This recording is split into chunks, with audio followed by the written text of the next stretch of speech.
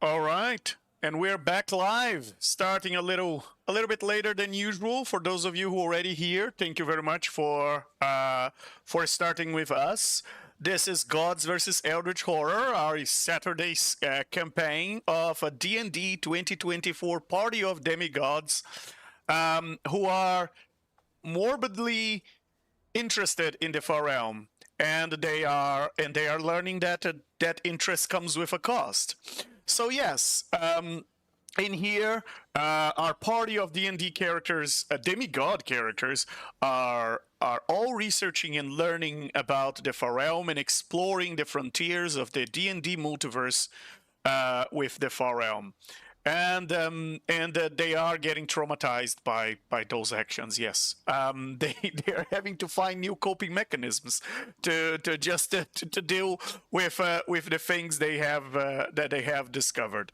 Yes, the premise of this campaign is that the multiverse shudders and reality frays, and somewhere beyond the reach of mortal minds and the gods of the multiverse, truths that are not meant for any of our tiny little brains to know exist at the edge of existence.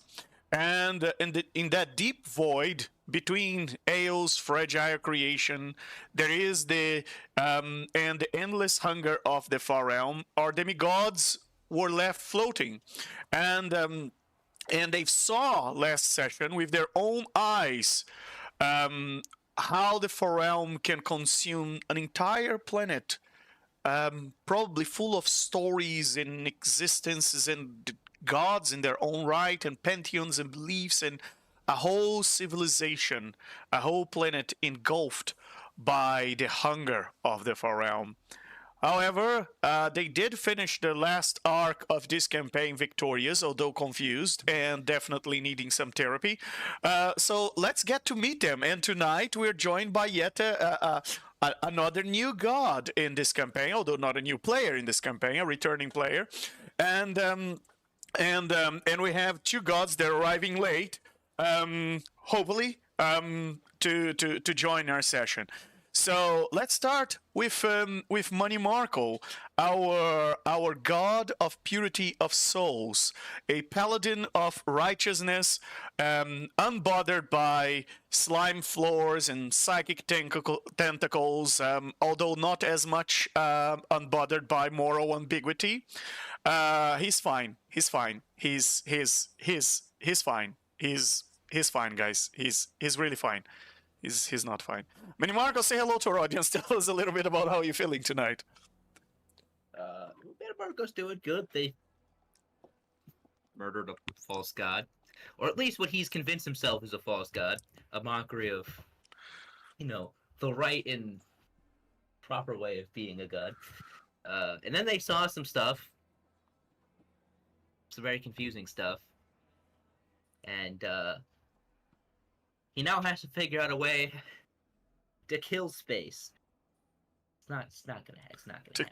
But he could try. So he's gonna go spend some time pondering how to destroy planet-sized space entities. And so he's in a studious mood, you could say. Very well, very well.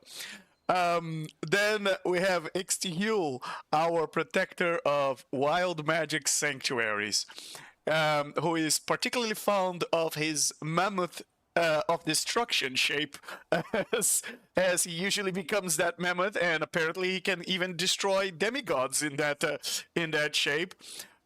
He is indeed a tree hugger demigod, and now I should say he's more like a god puncher kind of demigod. And he has trampled enough abominations and aberrations across the multiverse to qualify for a loyalty card, and and he's also growing more insane than anyone else as part of these explorations. Ixty, say hello to our audience and tell us a little bit about how you're feeling tonight. Steve is he still doesn't want to talk about it, but he has finally managed to get almost all of the slime and the stink out of his feathers after many bird baths, and yeah, he's doing he's doing all right, more or less, sort of, kind of, not really. All right, very good, very good. And then we have a new joiner for tonight, our newest brave soul in terms of player character, of course. In terms of player, is a returning player. You may recognize the voice. He is a walking daredevil determined to face unknown cosmic horrors because branding is very important to him, and he's trying to expand his brand and expand his domain. He's Zane, God of Courage. Zane, say hello to our audience. Tell us a little bit about yourself and about how you're feeling tonight.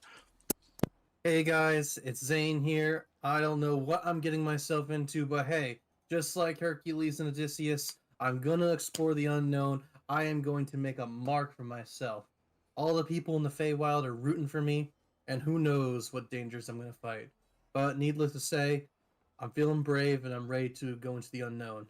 Well, until what dangers I get come across. Wow. All right. Very well. Oh, they are so naive when they start, right, guys? For the other members of this party, when the new gods come, they're so naive and they have no idea what they're messing with. So yes, for those of you who've been watching us or for watching us for the first time, connecting to our live stream, and for all of you that are our new they are new subscribers to our channel, welcome. It's a pleasure having you here. And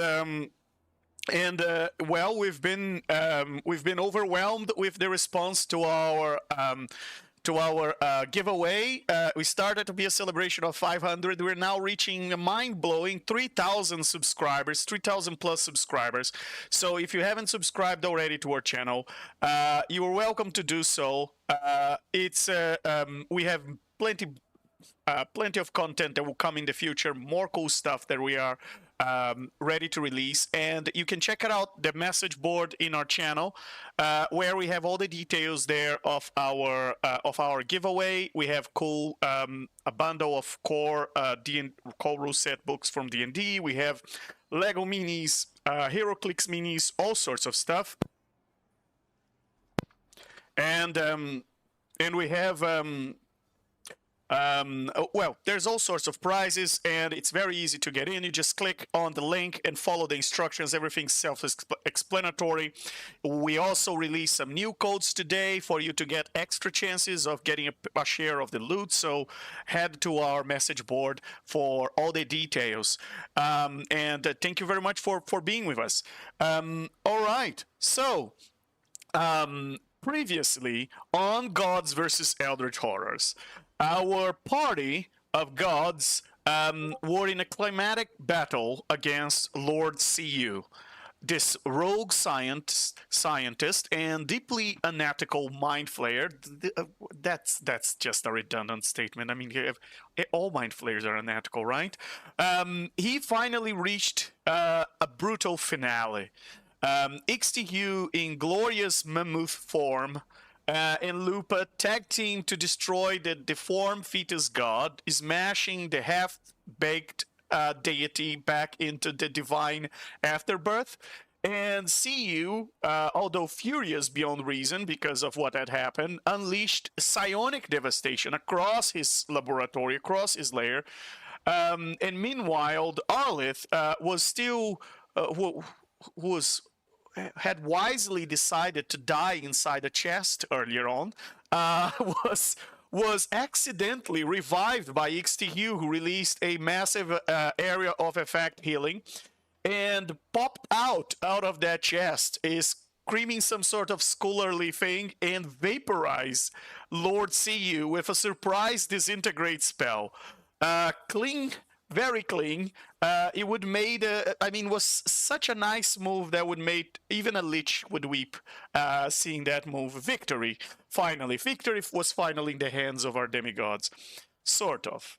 As the gods rifle through the now quiet, flashy remains of the laboratory excrescence of Lord Cu, finding loot, finding more trauma, finding more questionable life choices, and more forbidden lore from alien anatomy.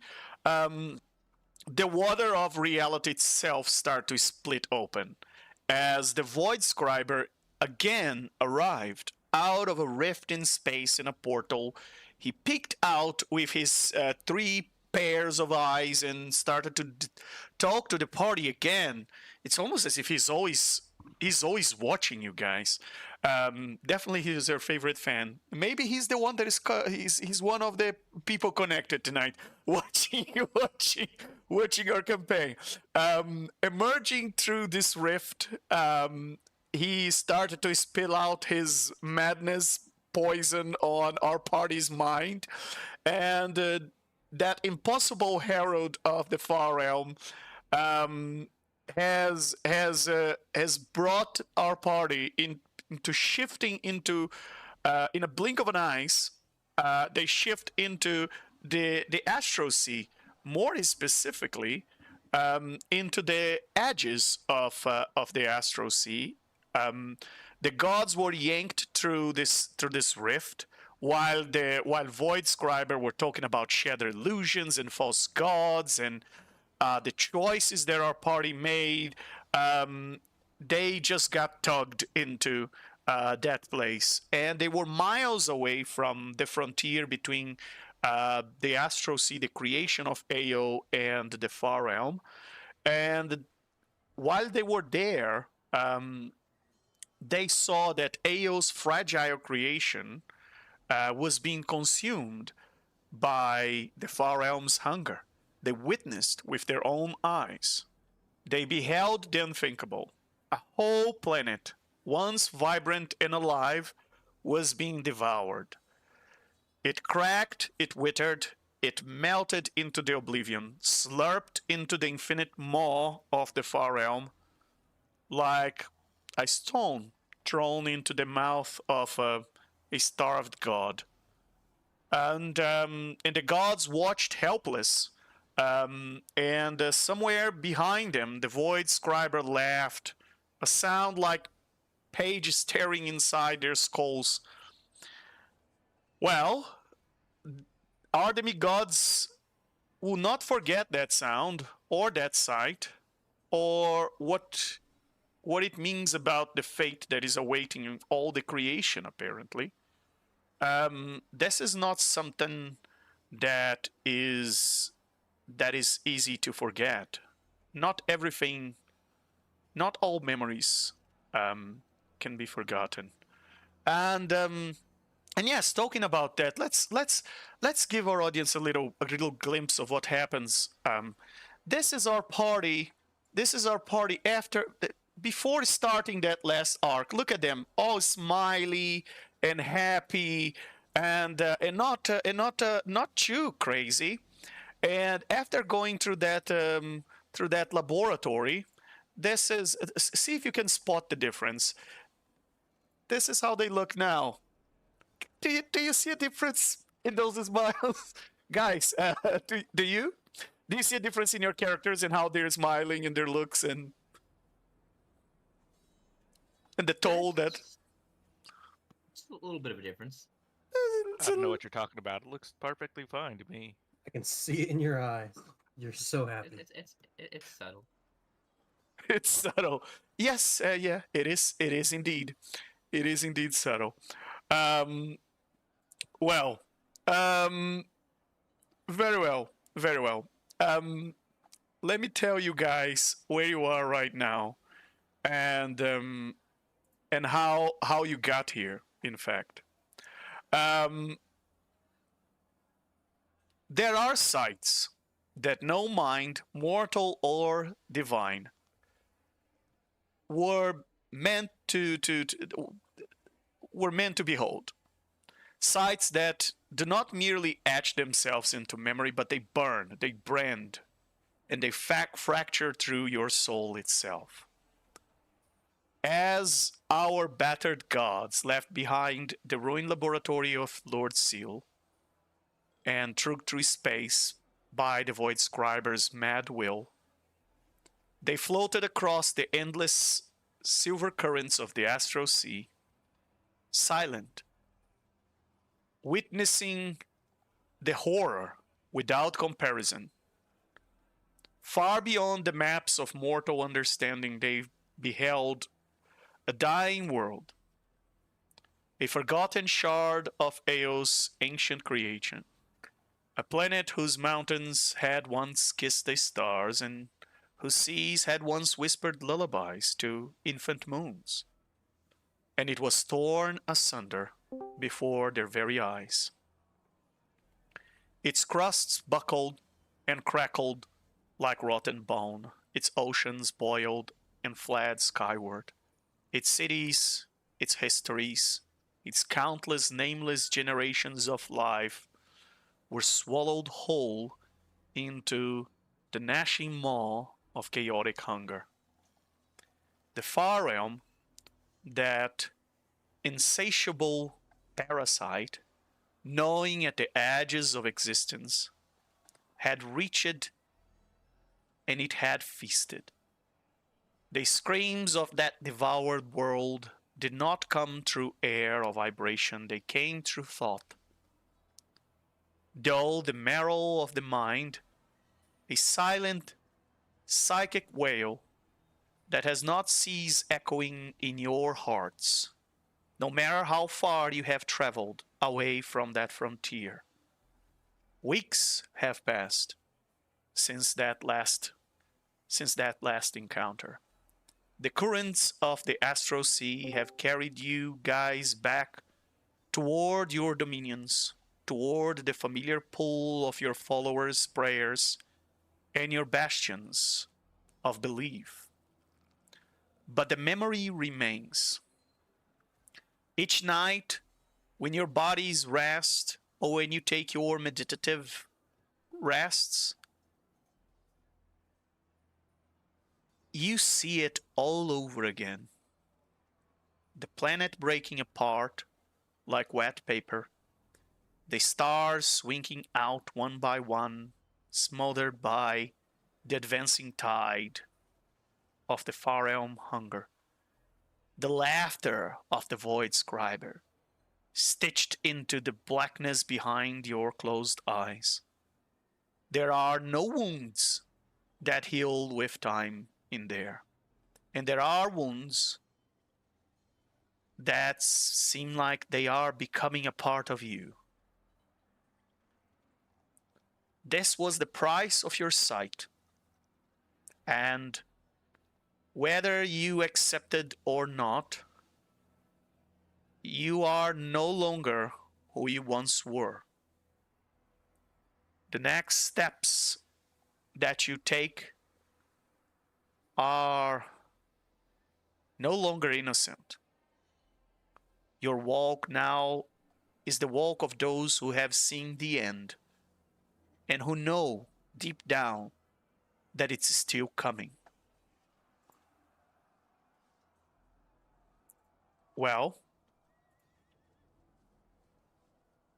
4 weeks exactly have passed since you've had last seen each other. And you've decided to contact each other again and perhaps find a new place where you could talk. I mean, who else can you talk with? I mean, who can you share this with? There is no one else that can understand what you guys been through and how that deeply scarred. And although you've tried to deny at first, it just haunts you. It haunts you, your every waking thought. It's always there in the back of your minds. And well, and I can see that we've been joined by our our last two members of the party. So let's do a belated introduction and call them in so you can say hello to our audience. We have, of course, Arlith, our god of holistic knowledge, who is a newly resurrected academic. It's still processing the fact that he died inside a chest while reading about what was a pamphlet about alien anatomy. And Arlith, say hello to our audience. Tell us a little bit about how you're feeling tonight. Well, I am currently seem to have angered some sort of storm god because my power wants to keep going in and out along with this storm outside. But we'll see if we can stay connected for at least a good portion of tonight. Very well. Very well. And then we have Lumpa, who just joined us as well, the goddess of blade singers, midwife to horrors, slayer of fetus gods, current holder of the record for the most times voluntarily entered a flesh sphincter, and and Lumpa, say hello to our audience. Tell us a little bit about how you're feeling tonight. Hi everyone. Bit intrigued, curious, and managed to, I guess, keep my sanity to a certain extent, but don't really know going forwards. I guess we're gonna have to wait and see. Starting to lose it a bit. Very well, very well. It seems that it seems that way. It seems that all of you have got a little bit, just a little bit more insane. Yeah, I can see the photo. Yes, you can see the Yeah. difference. Mm. Very well, very well. Well, the four of you had to meet again, of course, and you came to a place that you thought was farthest away from the edges of the multiverse. In fact, one of the material planes that is closer to the center of the multiverse, one of the earliest and oldest material planes, the material plane of Greyhawk, in gray space. And you came to its main city, the free city of Greyhawk.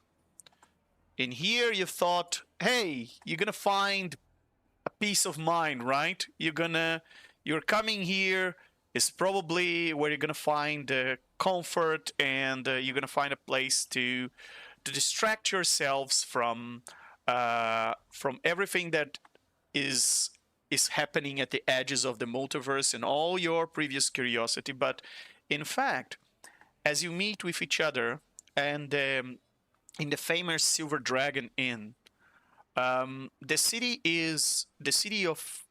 the free city of Greyhawk is not in fact in peace. As you start to walk these streets, you've realized that the army is all they are all active, running these streets, taking positions. You can see them marching towards the walls of the city. You see people are very agitated. You see some sort of unease in their eyes. Some people don't know exactly what's going on. The docks, everything is being searched through, and people are almost at the edge here, very nervous. But in the Silver Dragon Inn, everybody who wants to get some drink and trying to forget what the hell is going on managed to get themselves drunk enough.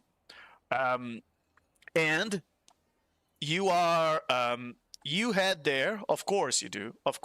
You head to the Silver Dragon Inn, oblivious to what's happening in this town. And let me give you guys some time to, talk to each other and, just check on each other, see how you've been hanging.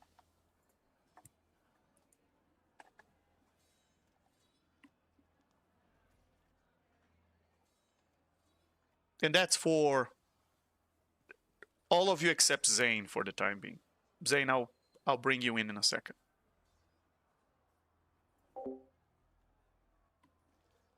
know what? You gotta unmute yourself sometimes.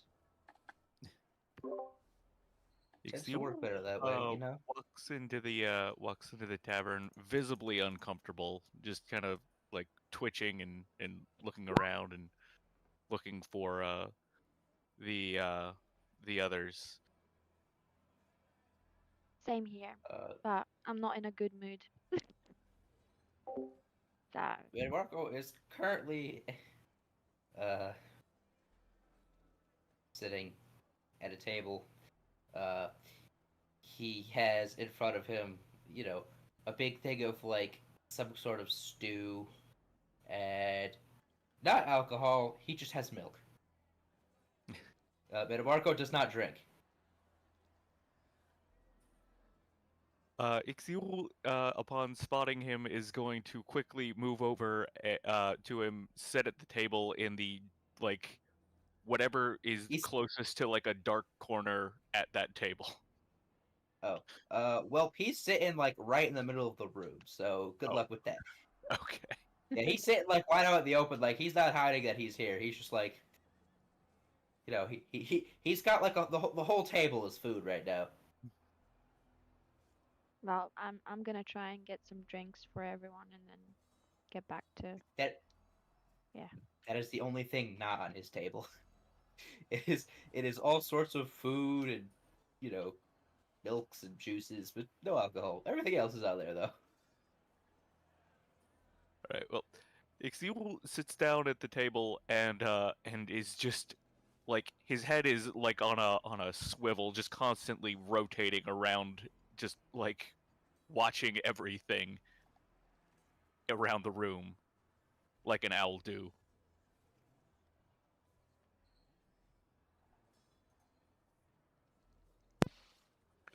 And as you're watching everything around the room, you've noticed there's a group of soldiers that seem like officers. What did you want? Do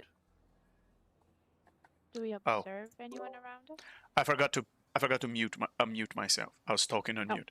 Yes. And, all right. I did the same thing earlier. Oh, very well. So, you've as you look around the room, and you've noticed a group of soldiers. They look like officers. They are very much interested in someone who just entered. This looks like a fairy. He's quite he's not dressed for war at all, but he's carrying what seems to be a flaming flail. Those are definitely magical gloves or demigauntlets, and he was wearing a crown that sparks with lightning.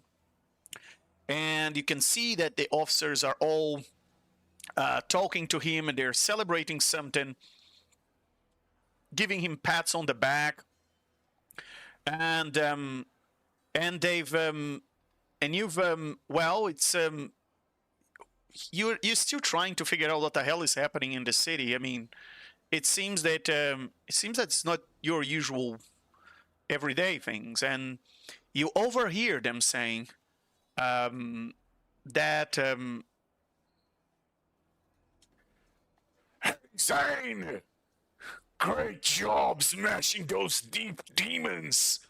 Oh yeah, I never saw someone go through skulls of demons like you do. Yeah, you are awesome.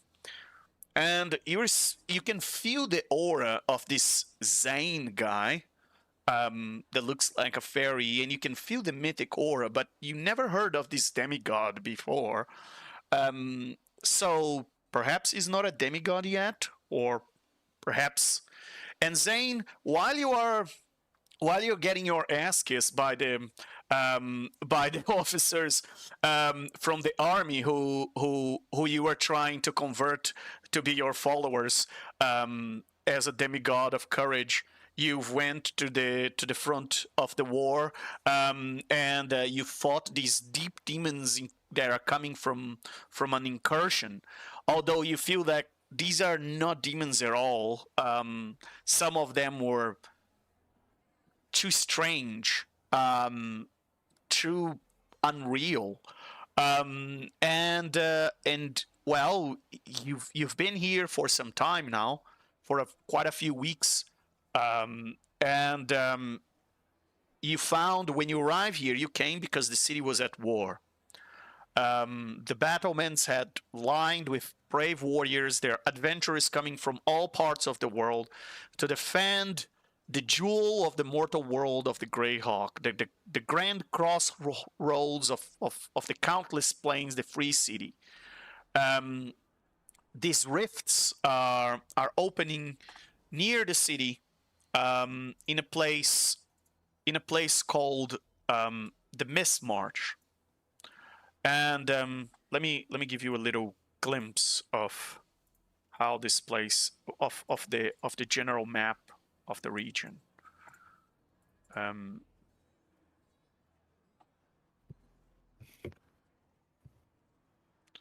So this is the general area where the Greyhawk city is, and you hear that the first rifts appeared in Blackwall Keep, and then more and more are coming from Mistmarsh.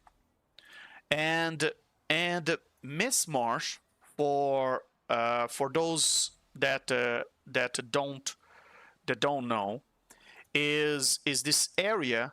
It's a vast swamp that's half sunken, that has half sunken ruins of an ancient city that is now shrouded by fog and guarded by black dragons and will-o-wisps, and anyone who goes in there usually knows that it's a very perilous place where dooms await for you. You're probably not gonna come back. You're gonna be dissolved in Mistmarsh.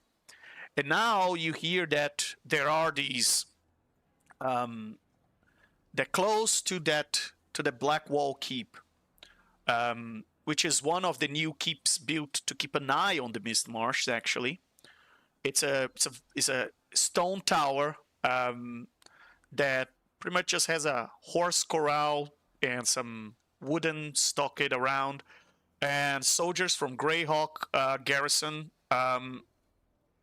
They just go there, they keep and venture out from it to patrol the northern edge of the swamp. And it's a way to try and right there in Blackwall Keep was where the first one of these rifts you've learned, Zane, came to existence. And out of these rifts, incursions of what they started to call demons, because they didn't know what name should they give to those creatures they were seeing. You hadn't seen many of these creatures either before. They look like insectoids, like this. They have they look like at first they just look like a terrifying insectoids. You would think they come from they're definitely some sort of horror. They comes from the deep and anti-natural world of the abysm. So you understand why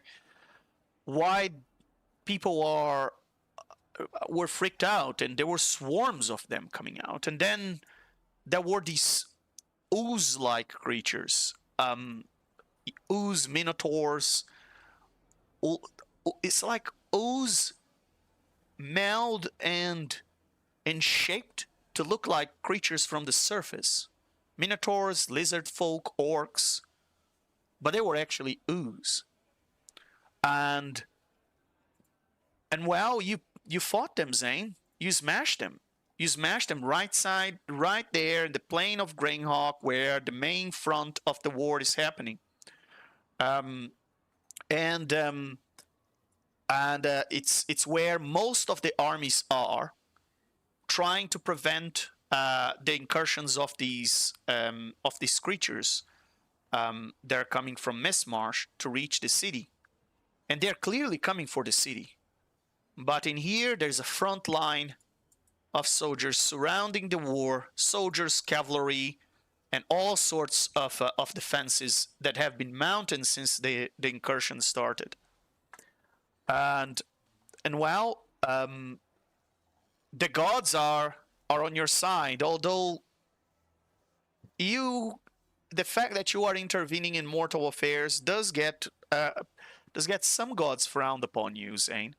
But you don't care. I mean, you are here side by side with these brave adventurers, and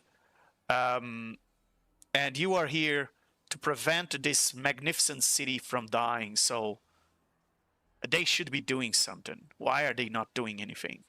Anyway, Zane, let me give you a chance to, as you notice the rest of the party staring at you, kind of sizing you up, and the ass kissing stomp. Let me give you a chance to introduce yourself to the rest of the demigods in this place.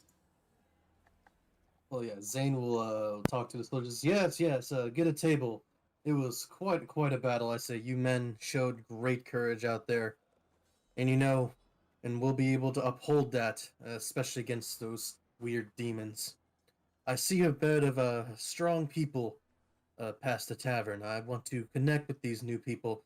Here, get the table warm for us, and start ordering some ale. All right, gentlemen.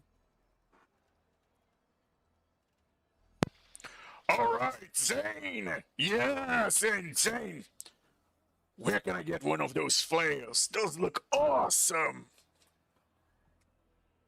Well, I say I actually traveled to the fire elemental plane. I was with someone at the time, and we met this fire elemental blacksmith, and he used the fury of a volcano to infuse a flail, which created this magnificent flail of fire. Be careful though; it's quite hot to the touch. This stuff is pretty cool to me, but you're gonna have to get some resistance first if you want to hold something that burns your hands.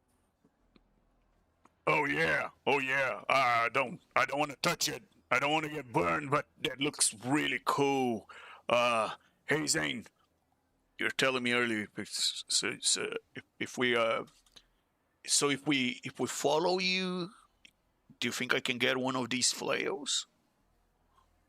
Of course, especially with those I've traveled and follow it to me. I want to make sure that all of my warriors that follow me are in their best shape, not only with their body and mind, but also with their equipment. We can definitely look for something for you if you decide to follow the path of courage. Oh yeah. No, you inspired me, like crushing the skulls of those nasty insects and oozes that are coming out of Miss Marsh. You were like, I never seen anyone crush so many so fast. It was like bloof, bloof, bloof, bloof, bloof. What? Everywhere, pieces of insects. That was really cool. It really inspired our army. Like we were worried by their numbers because there's so many. But you are giving us hope, Zane. And I'll tell you this: even in times that are grim, I look ahead to the bright future, because if we don't fight against that evil like that, then all will be lost, especially the people we protect. So put your faith into me, and when you think times get tough, remember to believe in me, and my power and my courage will flow through you, and you can crush heads like that too. All right? All right. Yeah. Did you hear, guys? Yeah. Zane is cool. Let's get him some beer. Yeah. I'll be a few minutes, gentlemen, and I'll start walking over to the table of the very powerful people I can sense across the room. And so as you guys you see this fairy like fly over a little bit. This very short fairy. It's like 3 feet tall. Like, new faces around here. Did you hear about the war around here too? Are you here to help protect Greyhawk City from those I guess the demons? I've never seen bug creatures like that. I'm Zane, by the way. No. This place is disgusting. Well, the looks aren't here for it, but the people and the character and the music, that's what I love about this place. Terrible on the outside, but on the inside of this book, it has a great story. It is offensive. And so are Van you. Markle put his Van Markle put out his hand for a shake, and it'll say, you know, always up for slaying demons or purging demons. I guess would be the better way to put it. Well, I appreciate the friendly greeting as he like shakes his hand, your hand with a firm grip. What'd you say your name was? Like a man of Marco, and he just he gives you a slight nod before sitting back down and going back to his milk. Ah, I like it. Has man in it. And what about you three? You guys look like you've been through hell yourself. I am extreme. Ixty I'm who? Lumpa. Extreme. Oh, okay, Ixty Tool. I mean, sorry, Ixty Hoot, right? No. Ixty, Hoo, hoo, hoo, hoo. And you just see Zane. I'm just gonna call you Ixty. I'll work on the other part. And you said Loompa. Yeah, Lumpa. You're a funny I guy. like straight to the point. I like it. And And who is that fuzzy buddy over there? He looks kind of like he can play me a song. I'm Arlith. Music, no time for music, only notes. Notes time. I like it. A man of few words, simple and efficient, and straight to the point. I could see I'm why. gonna pull out a notebook and start jotting down. Well, I don't know how many people have been approaching you guys, but I noticed you seem to be quite the powerful nature. That's not something I normally see around here. Tell me, what brings you over to Greyhawk?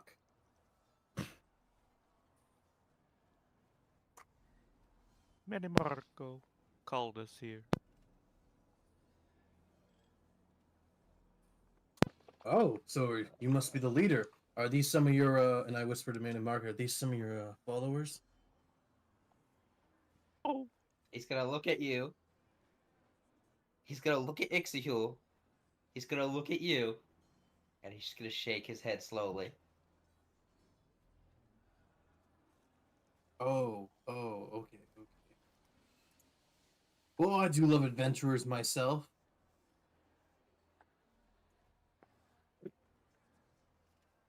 And you know, it, he'll give like,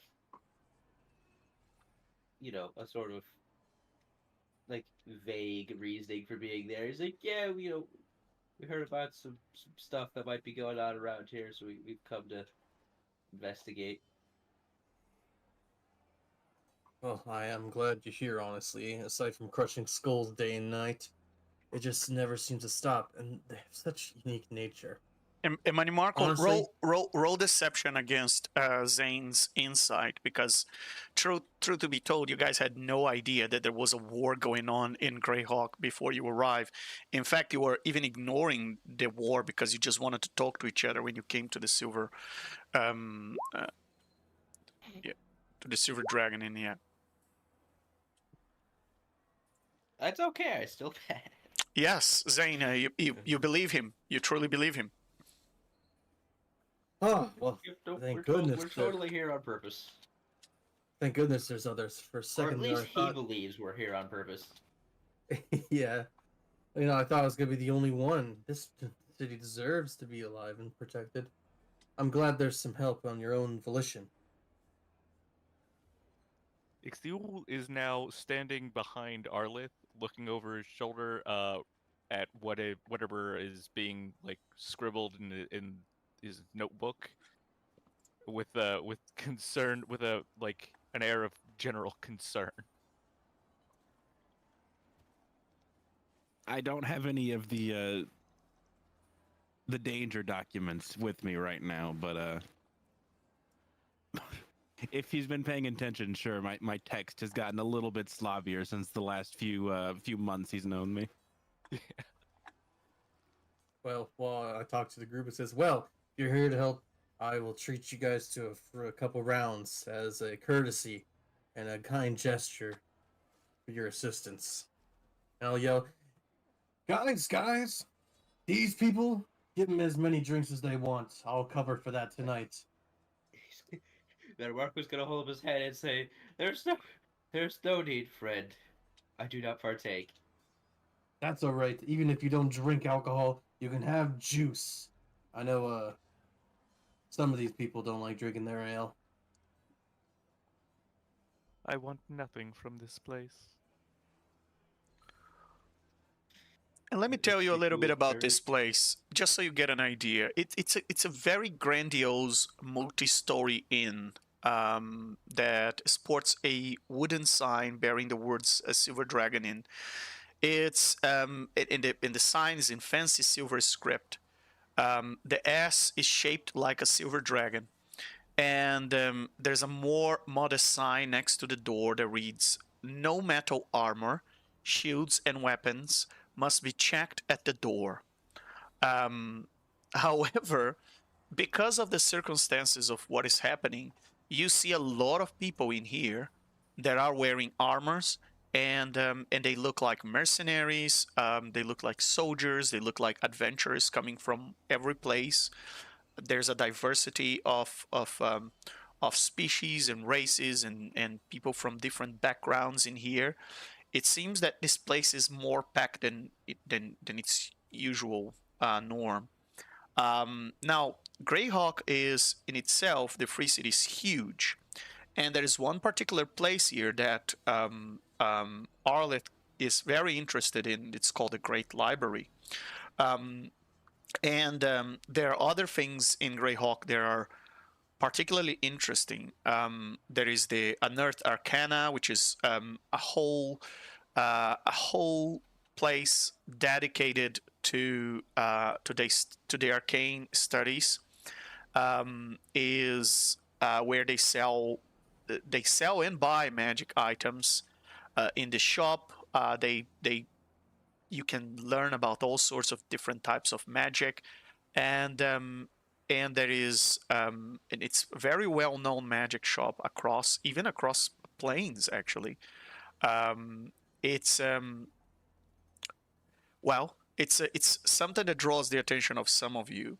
Um, and yes, there are other interesting things in the city, many interesting things. Unfortunately, by the current circumstances, kind of seem to be forcing all of you to think about this war. And the four of you um, that came here just now, you've realized that you start to get a feeling that Zane is here to gather more following.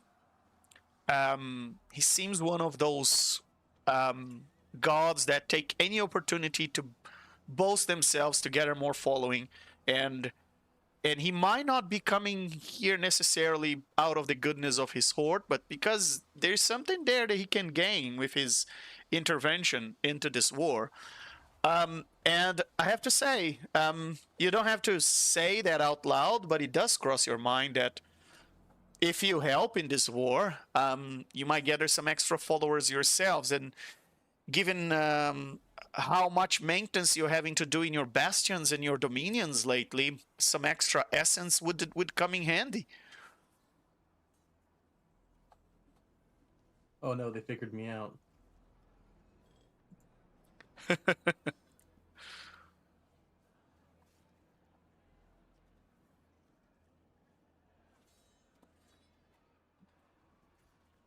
Ixtihil, Manimarkle, Arleth, what do you have to say to this new guy? Well, certainly new types of demons that have not been seen before are an interesting thing. So he's going to volunteer to join him the next time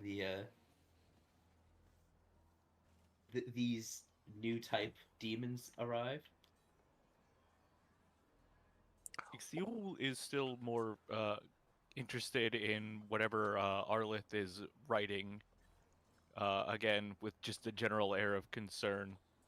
And aside from that, he's really disinterested in this whole war thing, this whole war venture.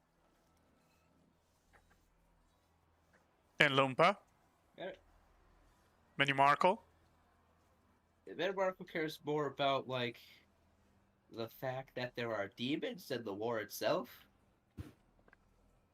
He could care less about the city itself. He's more here for like, oh no, demons. Kill them, kill them all. And Lumpa? Yeah, same here. I just wanna go back to some encounters with some of the demons. And yeah, a bit suspicious of Zane, I must say. But he's a funny guy. And you hear a drunk guy from a table nearby to you all and says, "Sorry, the dwarf comes and put his mug on your table. He said, as he's leaning from his chair backwards. Sorry, I couldn't not overhear what you guys were saying there. I have to say, I know the stench of the abysm. And we're calling these deep demons, but demons don't bleed like this. Demons don't think like this. I fought demons in the Blood War. Oh, yeah. These things aren't from the abysm. No, they're too hungry. They seem too old. They're just wrong in ways you feel in your teeth, in your bones, and you're fighting them. They are just trying to make you mad. They're making a mockery of our mortals. There's so many of them. Whatever is clawing its way out of Mistmarch, it ain't just a demon horde. No, listen to me in my old carcass. Oh, this ain't just a demon horde. It's something deeper, something worse. But of course, the big brains and the wizards of this town and the rulers and the generals, they don't give a damn about what an old dwarf had to say, right? Who cares if old... We've an old adventurer. They always think I'm too drunk to speak things that make sense, but, I can tell you, folks, as I'm hearing you talk about this, don't fall for this demon's story. I think these creatures are coming from places far worse than the abyss. Can I make an insight check By all means. on see what I can glean from that? How many times have I seen that drunk dwarf? There are too many people in this town right now. What is your intelligence score? If you tell me it's a 30, I'll say you can have photographic memory. Otherwise, It's 12. well, no, you have no idea. If you say you probably did, you know what? You probably did. To you, he looks like every other dwarf. Can I ask the same question? I have intelligence 30, I think. Well, you just arrived in town. Oh. Really traded my intelligence away for this one, guys. All right. Well, this Yeah, the new wax ain't good now, right? Yes. well, what this dwarf is saying has actually piqued Ixtiul's interest, and now he'll wants to go and You see you what's going on here. you think that what he's telling you is not coming out of knowledge. It's coming out of wisdom from his own life experience. And the fact that he is drunk, well, that doesn't bother you. You think he knows what he's talking about. Um, and he's trying to balance himself on the two back legs of his wooden chair, by holding the mug on your table, putting the mug on your table, and then he forgets that that is the hand that he's using to balance himself, because now he wants to drink another sip of his ale. And when he takes the mug out of the table to drink the sip of his ale, his chairs fall backwards and he spills everything on top of him. And you just see like that clumsy guy just falls onto the ground, covered in ale, and says, "Oh, sorry about that, folks. Who cares about old Toadrim Deep Draft, huh? Oh, yeah, nobody cares about old Toadrin." Can I pick him up with his chair and set him upright, since I think I have the strength for that? Yes, by all means.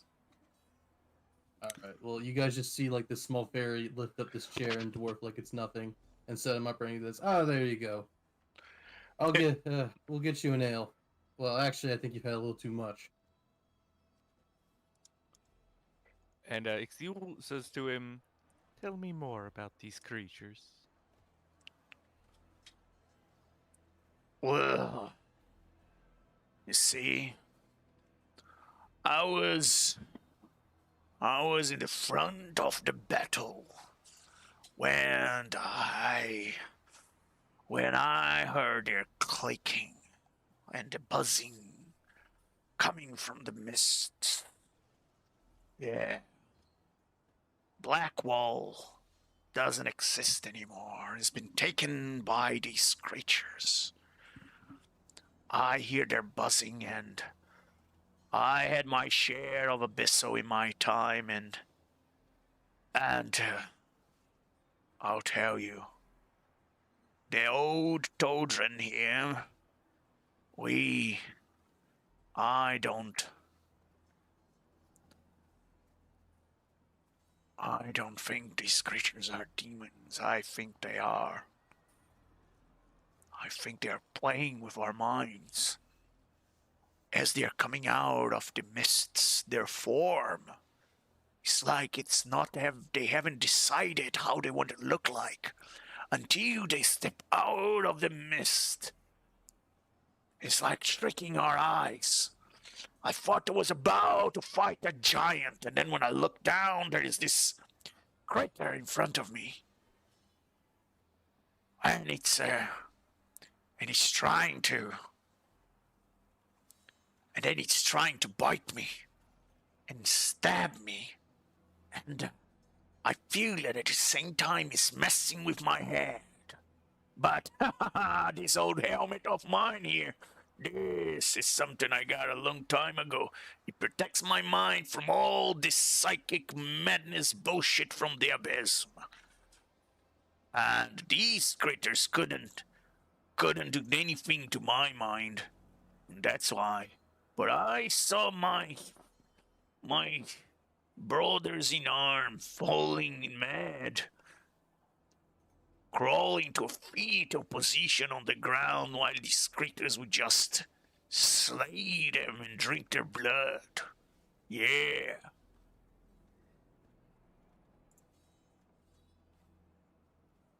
Thank you. I will be going now. And with that, he starts heading out. And where are you going, Ixtihu? The rest of the party is still sitting on the table. Where would you like to go? Yeah, he's just gonna like head for the door and start going to find these things. And the rest of the party, what do you have to say to old Toldrin?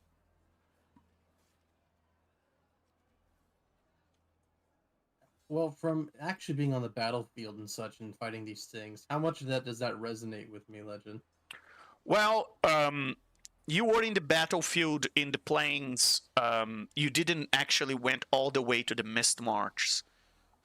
You were in the plains of Greyhawk. You were fighting the creatures that were already outside of the mist and that were marching towards Greyhawk. And well, because that's where you get the best exposure to the soldiers, so that they can see you crushing them, and they treat you like a war hero. And so yeah, so but there are fronts and divisions of the army that are heading towards the Mist Marsh and trying to push the flanks back into the mists. Strangely enough, you haven't seen a single black dragon come out of Mistmarch. So the black dragons from Mistmarch seem to be staying out of this.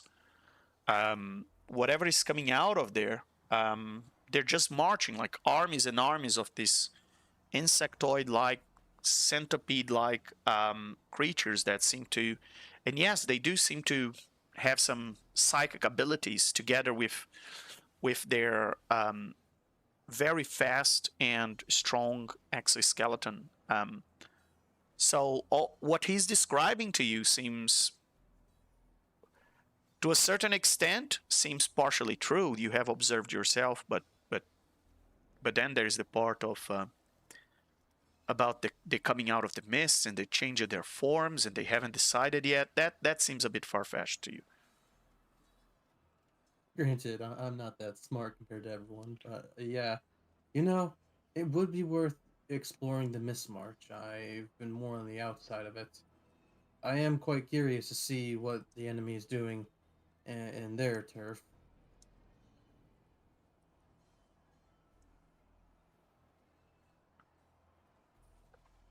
And as you all see, Ixtihu is getting excited about heading to the war front, and he's leaving the place.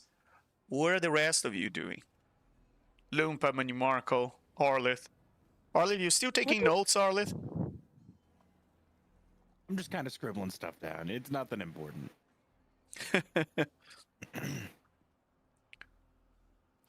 What did he mention that he's wearing for his sanity? He mentioned something. He said he has a helm that protects him from the psychic attacks of the creatures of the abysm that he fought for, the madness of the abysm that he fought for a long time. And yes, you know that in the abysm there are demons that attack your mind and they make you insane. The most famous one of them being Demogorgon. They give you some types of madness as they're attacking you.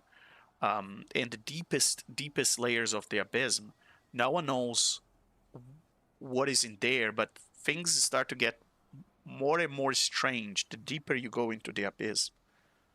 And he's saying that he fought a lot of demons in his career as an adventurer, but this is beyond what he had. That he knows that these are not demons. I've seen them up close. I did. Sorry there, lady. I've what they're calling deep demons. Yeah. You would think demons would be big as ogres, with bones that shift under their skin. But no, some of these gods help us. Some of them were wearing the faces of the man that they had just slayed. Stitched them right onto their own twisted skulls of insects, as if they were wearing a mask. Oh yeah, you thought they were just demon, alright? But at first, demons die proper. They scream, they bleed, they curse your name as they fall. These things no. You kill one of them and the other insect just laughs. And then stings with 100 tiny little mouths and it melts into the ground. I've seen a lad, good lad, brave lad, get caught by one of 'em. It peeled his mind like bark from a tree, left him standing there, eyes empty, smiling, while his body turned inside out. These are not just here to kill, they are here to unmake, to remake, to change us into something that ain't meant for this world. That's what old Doldrin here thinks.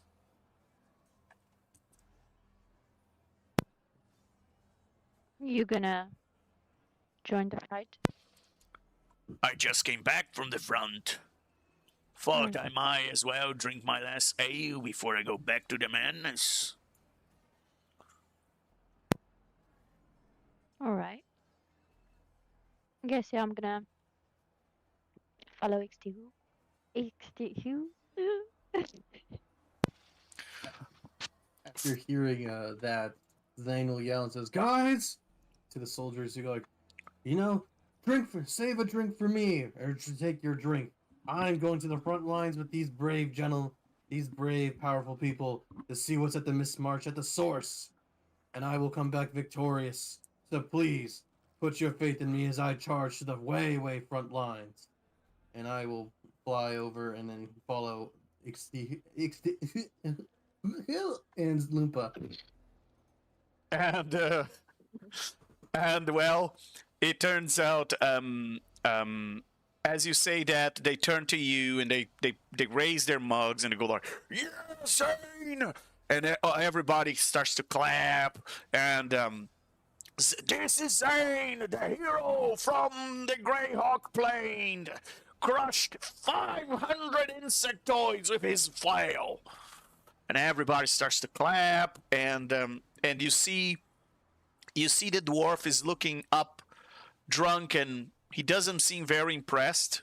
He's the only one who doesn't seem very impressed, the old Toldrin. And Toldrin says, "I'm gonna give you, little girl, before you go, just one piece of advice," as he talks to you, Loompa, as if you were a little girl. "Look, you pray that they only take your body and they don't take your soul. Because if they take your soul, you might come back as one of them. This is the end of the stories, do you hear me? This is the end of the world we know. This is something far more." And as I can't take him seriously when he does that.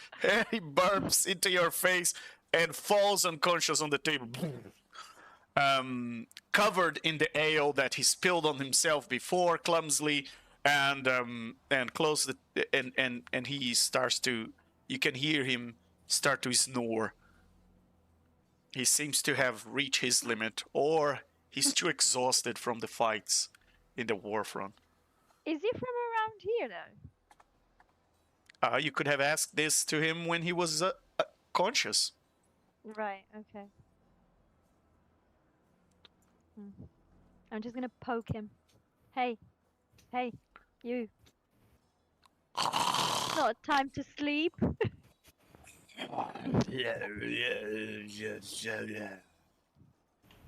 Yeah, alright. I guess let's go. Let's do this. As soon as Ixtiul gets to the exit or entrance or whatever of the tavern, he immediately just takes flight and starts flying in the direction of Miss March. Very well. Let me bring you guys to the map. And you are in a war front, and as you're passing by, there are several divisions of the army fighting in Greyhawk, in front of Greyhawk. It's going to take you. How exactly do you want to go to Mismarch? Because from Greyhawk to Bismarck is about, well, to the edges of Bismarck, it's about a 40-mile journey. So how exactly do you want to get there fast? It's not like you're just going around the corner. Well, I mean, I can fly, so I'm just gonna fly there. Wow. Even if you fly for 1 week, you're still gonna take some time to get there. The warfront is about here.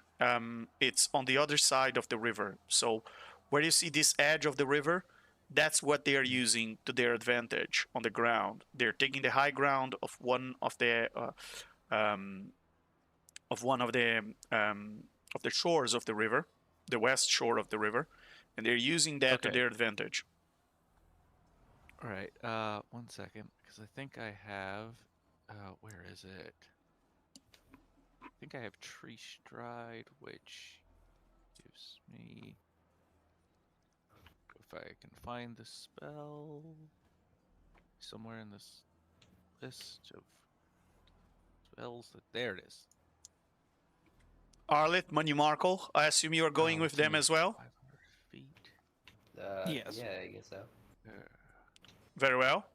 And then the question is, where are you guys going? It seems Zane is the only one who actually been in the warfront among the 5 of you. You don't even know which direction to go. I guess So- I can fly as well, so I have like 110 of flying, so I can always be like, hey, aren't you gonna come with the group? You know, if Well, you're you- looking to go to Miss March, I know. Go ahead. If you're looking to go to Miss March, I think I might know a good direction. I've been fighting along the river, but it is quite the journey. All right. Tree Stride is not gonna help because that's only 500 feet, which should probably replace that with something more useful. But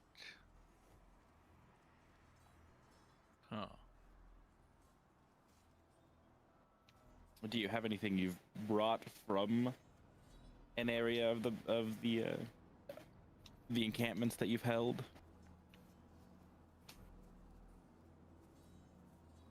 Any tokens or totems? Anything significant? You're asking Zane? Yes. Zane? Well, nothing for too much of fast travel. I'm pretty speedy myself.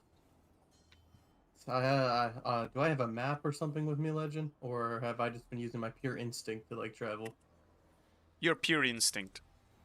Oh, I just feel that that's the direction. That's how I've been going. I've been crushing skulls. To be honest, that's just the way to Miss March, and plus, what from people tell me, it's around that area too. And Yeah. so you know you're supposed to go east, basically.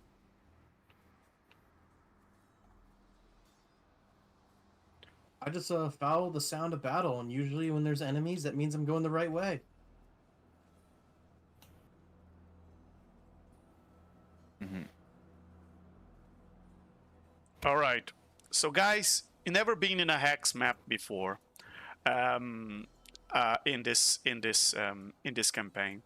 So I'm going to explain to you some quick rules for in case there is a combat. Okay. So first of all, each one of these hex squares is 5 miles. Okay. So it takes you guys, even if you're traveling and so on, the travel speed that you have for each hex, it will vary if you're dashing or if you're flying or if you're teleporting or whatever it is, but you have to consider that it's quite a journey.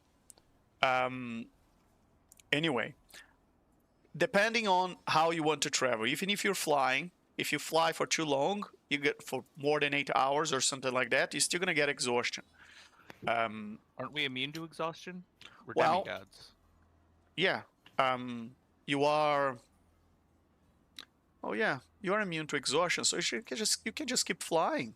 But most people, they're not as fun as you guys are. They do gain exhaustion. Anyway, you still need to take a long rest, guys. You still need to rest, or you eventually start to get drained out of powers.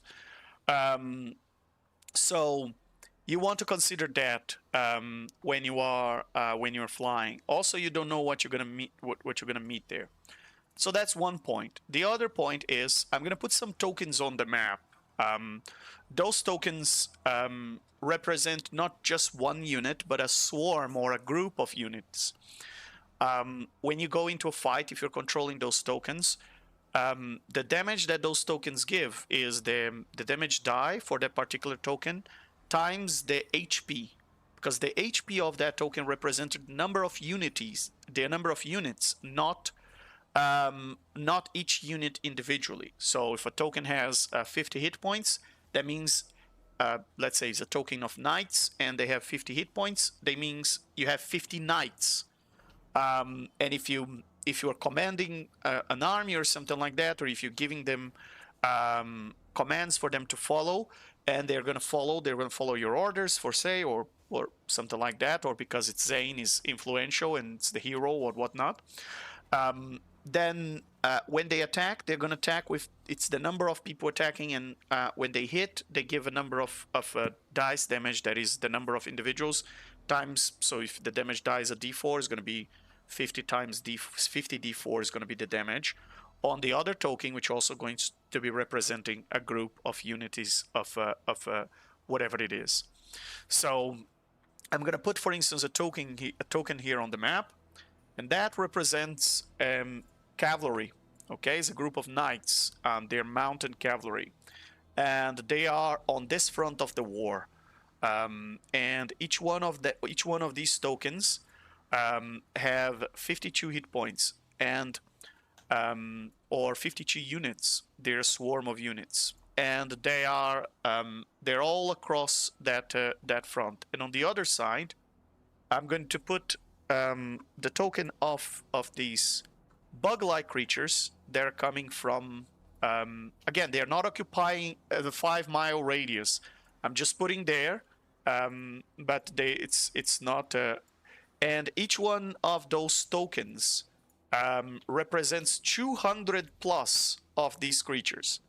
Okay, they're coming from Miss March. This is to give you a sense of the war front and where these creatures are coming from. Since you are going in the general direction that is closest to there, if you are giving command to these creatures now, these units, they don't move very fast, as you can imagine, because each hex is 5 miles, but they can hit hard, and when they do, they give a significant amount of damage. Now, these creatures, we're not going to go into the granular level of the abilities of each stat block, but if it's an ability that the creatures can do in bulk, meaning the entire group, I may represent that in the context of the war. Okay, so it's slightly different from playing Dungeons and Dragons with tokens that represent one individual. It's just a small adaptation, so the tokens represent several individuals, and the HP represents one single individual. The difficulty to hit will depend. The AC represents the difficulty to hit those individuals, how easy or how difficult it is when you roll the d20 to attack. So if you decide to command units on the war front, this is going to be, and you're going to pass through several units of armies and mercenaries and whatnot on your way to the war front, passing to the plains of Greyhawk. It is going to take you some time for you to get there. But then my question again, which I haven't heard a definitive answer, is how exactly you're traveling there. Because if you're flying, it's different than if you are using a vehicle, or if you are, how exactly do you want to get there? Because a few of you can fly, but not all of you can fly consistently for many hours. I assume we should rent like a small carriage for our group. What am I gonna pull it or something? Oh no, we got 6,000. We got over 6,000 gold last session, so we have the money to to pay for a carriage for us, Oh, okay. and some like whatever your preferred carriage pulling animal is. I like giant lizards, but I don't know how feasible getting a bunch of drakes to pull a carriage would be.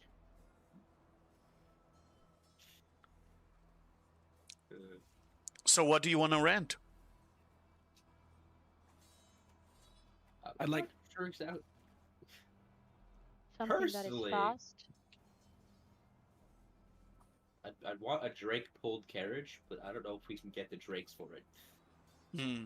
Yeah, well, it's not a very common request, I must say. But Yeah. this is Greyhawk, so it's a big You city. get like war eagles. Ooh. A fly carriage for giant eagles or griffins What about those flying seagulls I've been hearing about? Isn't there like a seagull warrior or race in the hippogriffs. Zane, you know that particularly for you, optics is very important, and you don't want to just ride any carriage. It gotta be something epic if you're gonna go to the front, and you're gonna pass the entire army of the Greyhawk, heading to the front lines of the war, and you gotta be looking good. You gotta be looking like their hero. They need to be cheering you as you pass through. Now, to the others, you don't give a damn, but Zane, you were particularly concerned about that, so you might actually think drakes or battle eagles might be a good idea. Honestly, I like the drakes and the battle eagles. You can soup them up with armor to make them look cool. Granted, we can make the chariot very defensible too, in case those enemies in bulk try to throw arrows at us. That way, we can protect ourselves. Oh man, I love your ideas. You guys are thinking of some awesome mounts. Above the table, my vote is for giant eagles. Because I speak giant eagle. Personally, what do you think about this? I'll put it in off character, but with giant eagles. You guys know what a hippogriff is? I've heard of a hippogriff. Yeah. We could do hippogriffs too, which is half eagle, half horse. Does this city have a teleportation circle that I could grab the sigil sequence to? I was I imagine thinking, somewhere. Probably is. That's with the city this size.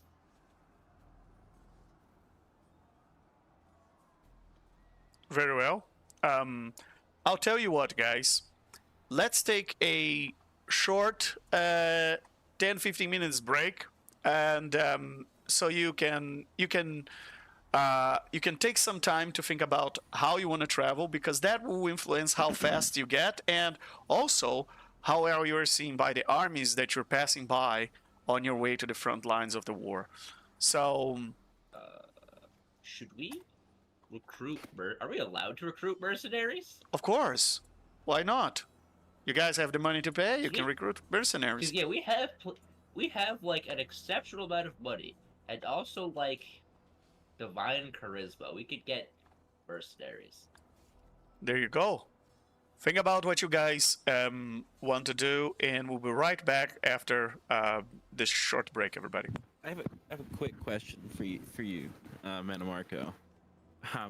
You said we got 6,000 gold, and then that you were talking like that. That's the significant portion of money. How much gold do you have?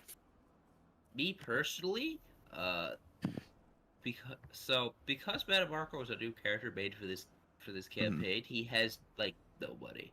I know a lot of you have like other characters who have like infinite money basically. When Metamarco's a new character, he has no money except for the money we just gained last round, which is more than 6,000 gold. I'm rounding down a significant amount for You got more than me. My Sunday campaign has millions. I only got like 700. Yeah, I have like no money.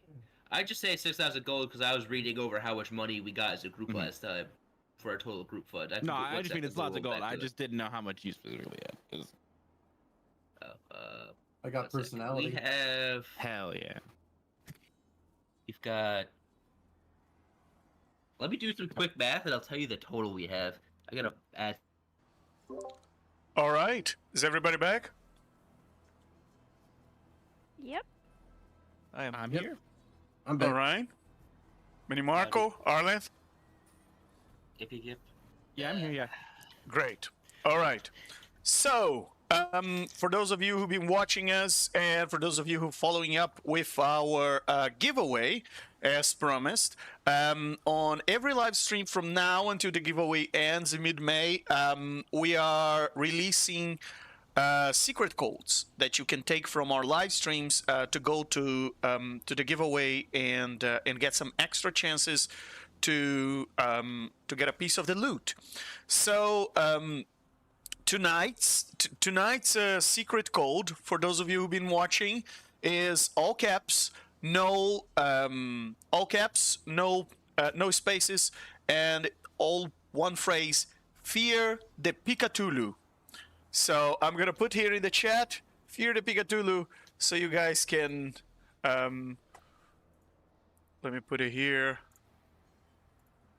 Fear the Cthulhu. And I'm gonna put in the live stream chat as well. Tonight's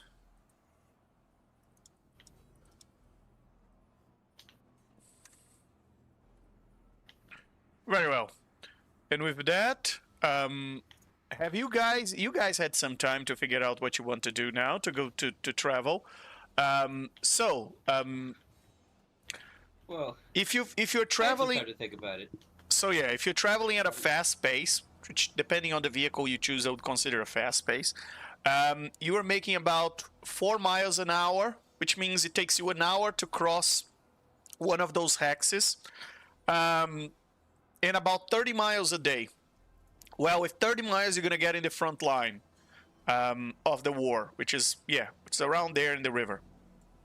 Yeah, 30 miles about from you guys, from where you are right now. You're not exactly. I put your tokens spread around, but you're not exactly in those. You are where Arleth is.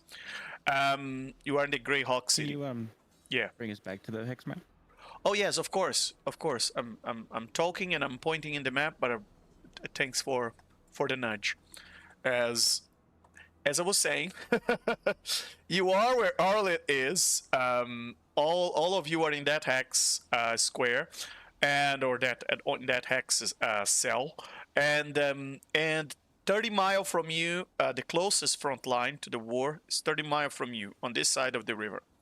The creatures are coming from Miss March and coming through this side and forming a front here, or trying to cross through this side. So these are the cairn hills. Is not very practical to go through it. So if you want to travel fast, you want to go through the plains, assuming you are on the ground, or if you're flying, then it doesn't matter. Anyway, a fast travel pace gives you makes you do 30 miles in a day. A normal pace is 24 miles in a day, so it's going to take you about 2 days to get there. On a fast, you may have to make a camp in the front line here with your war buddies, and then you can move on to in the next day to the Miss March. Either way, it's going to take you some time to get there, unless any of you has a better idea to solve this. So what have you guys figured it out? Doors and travels, folks. One of the greatest challenges in D&D. Well, I wasn't expecting to suddenly be playing a 4X game, so I had some questions of like, so we can get mercenaries, and mounts are like. You can get mercenaries, but they're mercenaries being hired by the armies. They're already in the front line. What exactly do you want to do with mercenaries? Well, I was thinking, we're already here, and we're already planning to go and deal with whatever these weird insect bug things are. And I was thinking, if we gathered up our, a group of mercenaries, we could just make some money while we were going to do what we were doing anyways. And also some followers, because we'd be showing a bunch of mercenaries us kicking godly amounts of bug. And also, like, are we allowed to bring in our own forces? I know some of us have our own forces and our own like people. What's Well, the none. extent of like How many of much you freedom are we have from the here? Greyhawk Pantheon? How many of you have come to Greyhawk before many times? And how many of you have followers here? I don't think any of you is very well known here, are you? Except perhaps for Zane, who is trying to make a name for himself in this place. Yeah, I'm pretty sure that I'm not. Yeah, no, I'm definitely not from the Greyhawk Pantheon. Yeah. Seems that all of you have come, well, the four of you have come to Greyhawk because it was a place, it was a material, an old material plane in the center of the multiverse, away from the edges of the multiverse. It's something you're trying to avoid. You were hoping you were going to find a noisy place where you could talk about the things you've seen and what has been going through your head, and instead you found this barbarian fairy that told you that you might not be fighting, there might not be fighting demons in the front of war, they might actually be fighting something else. Yeah. And now all of you got a little taste of far realm in this place, which you were not expecting. I mean, you came all the way to the middle of the multiverse to try and get away from it, and here you are, and the far realm seems to be percolating everywhere. So yeah, but you are still demigods. You can travel in style or use your powers or whatever it is that. How do you guys get to cover 40 miles? I mean, I understand when you want to go to other planes and other shifts and what. I mean, I do have a spaceship. Oh yeah, oh yeah. It's not here with you, but you do have it. Nah, just have it sent for it. It'll get here soon, eventually. So, I'll say for this, out of character for a second, I think it'll be important so people know who we are so we can get stuff long term. But honestly, if we can't really hire the mercenaries in games I've played, maybe we should take care of the current army and protect them so that way they can come with us as we proceed further. You can't hire mercenaries, but my question is more in the sense of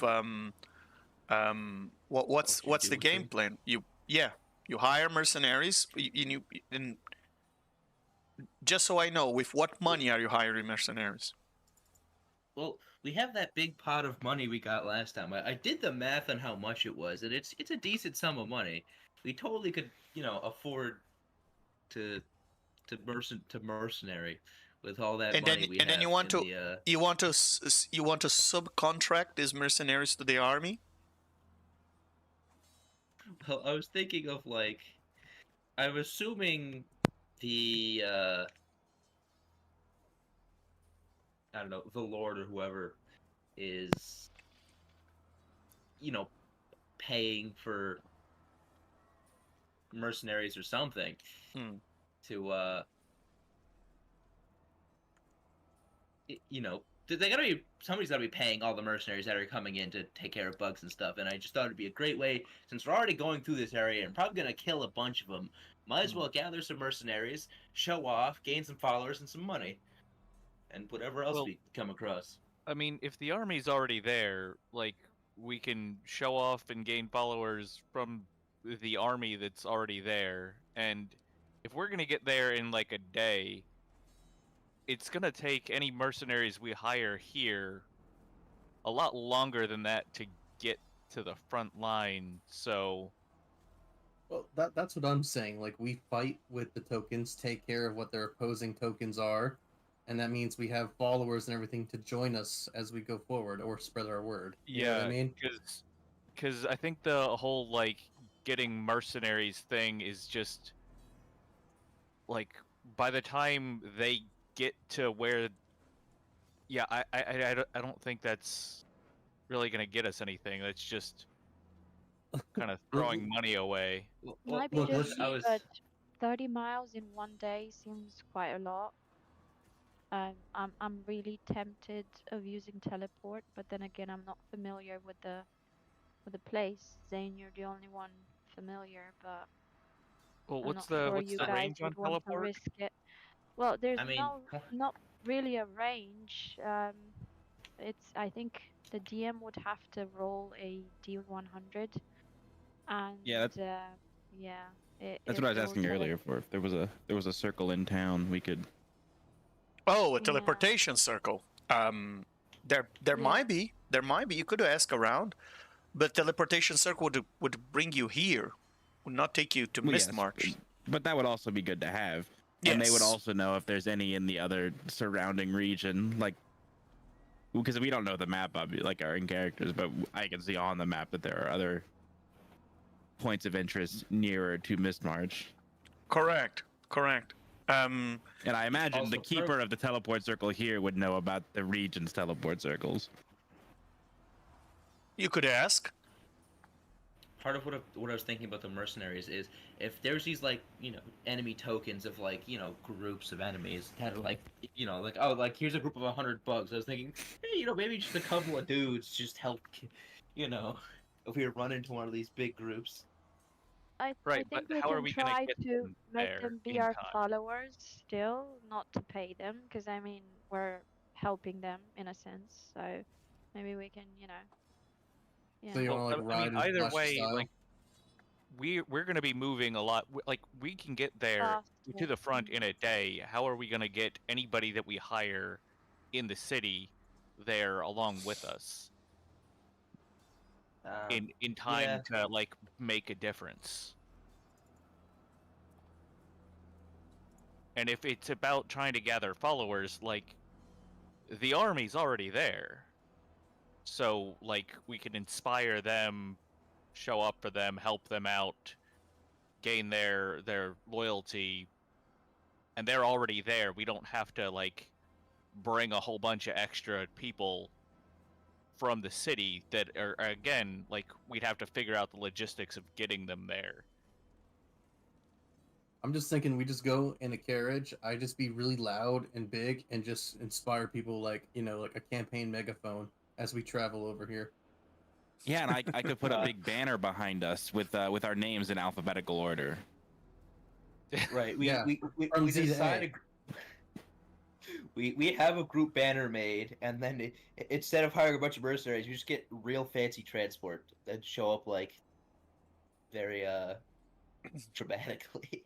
Say hi, we're here to turn the tide of the battle. We're manifesting destiny, guys. Yeah. But can I ask, Zane, how did you travel all the way to the battlefield? Yeah, Zane, how did you travel all the way to the battle, Zane? Oh, yeah, with my mighty wings and sometimes a carriage, I gotta say, I would walk, sometimes fly. Sometimes I'd go with the troops, that way I'm with them, inspiring them. I've gone a few times to the battlefield, some by myself, some by carriage, some by walking with soldiers.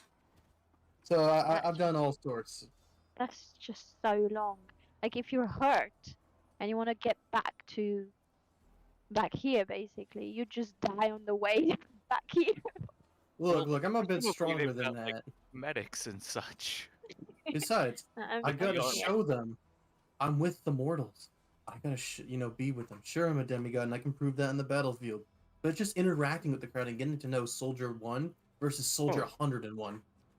Speaking of, who's your sponsor, by the way? Oh, Yes. Raid Shadow. Sorry. No, I'm kidding. That's a good question. It is.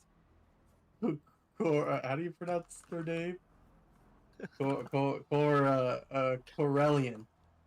Yeah, the over deity of the the Fae. All right. Corellian is your sponsor. Wow. That's gotta Yes. that rings. That's like saying my sponsor is a great deity. He's really boasting, guys. Right now, he's just dropping a name on you guys right now. It's got name dropped. Yes, Look, very look. much. Speaking of I may which, not- I'm not maybe we now, can but- divine intervention something, or what's it called? And oh, what's the name? I think you know what I'm talking about, and maybe we can ask a deity to basically take us there in a blink of an eye. You are a deity. Yeah, but I mean, a You higher want you one? want to ask you want to ask help from other gods? Hey, Ao, your creation's getting kind of screwed up. You know, and you're just gonna zip us over there real Oh yes, quick. but in this corner of the multiverse, you guys know very well that gods tend to not be interventionists. They leave the mortals to their own affairs. I mean, they intervene by means of divine intervention sometimes, or by means of powering the fate of the mortals, powering their clerics, their paladins, or if you're a god of magic, powering your spellcasters, or inspiring the mortals to do things. But they tend to be much more indirect in their approach than walking the earth. And what you are doing right now, it's well, what Zane is doing right now is very much frowned upon in this corner of the multiverse. Showboating. Yes, showboating. There are not many demigods running the front lines of Greyhawk, boasting themselves, and yeah, looking for followers. So that's not very common here, and that's probably why he's been successful so far. Look, these muscles can only do so much, but I gotta make sure I've known. I've traveled everywhere in the multiverse. It doesn't hurt to, give yourself some name recognition and also help the mortals out too. Just because I don't have any of my own wars doesn't mean I can't help in other wars and other conflicts. See, name recognition among mortals, I agree, can't hurt. But it's the immortals who recognize my name that I fear more. Look. They probably had to do a little bit of name recognition too before they got to that kind of status. This is also, you probably realize that Zane's not the smartest grape or bulb.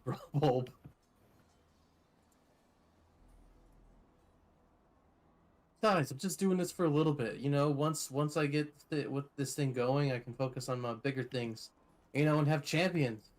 Oh man, I've heard there are some of the great ones have champions that do everything.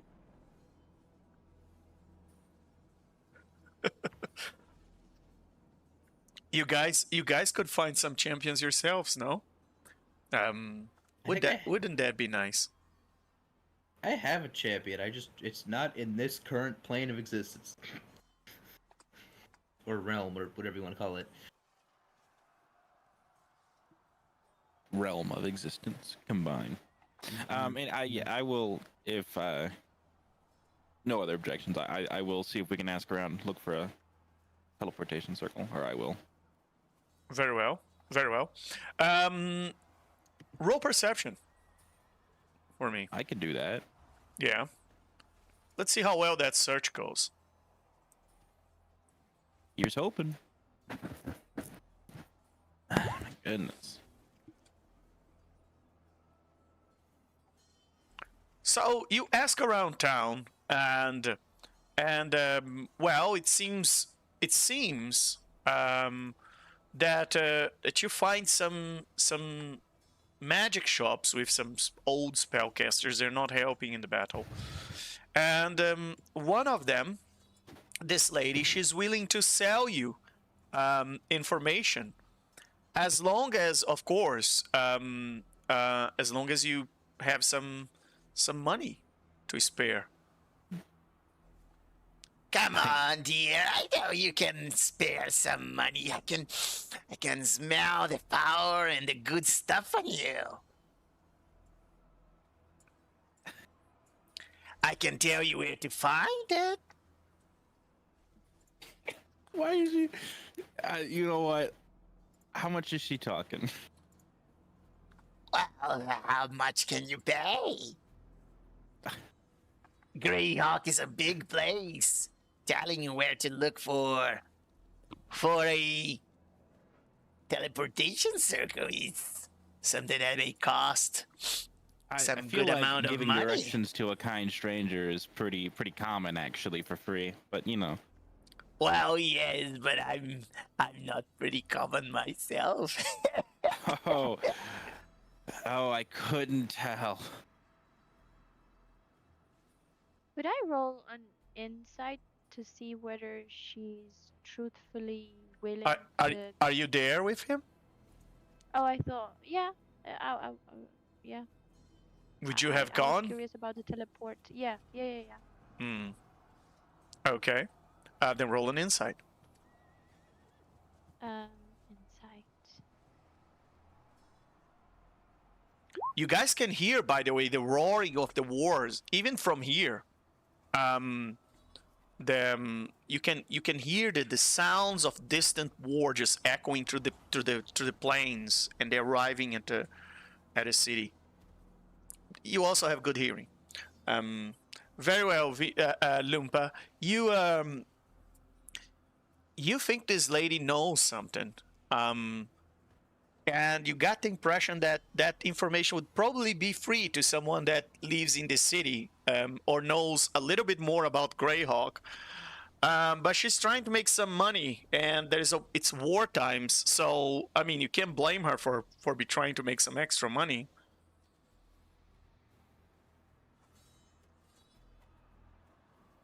So she's going to extort you. I'm a little Intimidation. raccoon guy. I'm not. I'll just pull out. I was like 15 gold pieces. 15 gold pieces.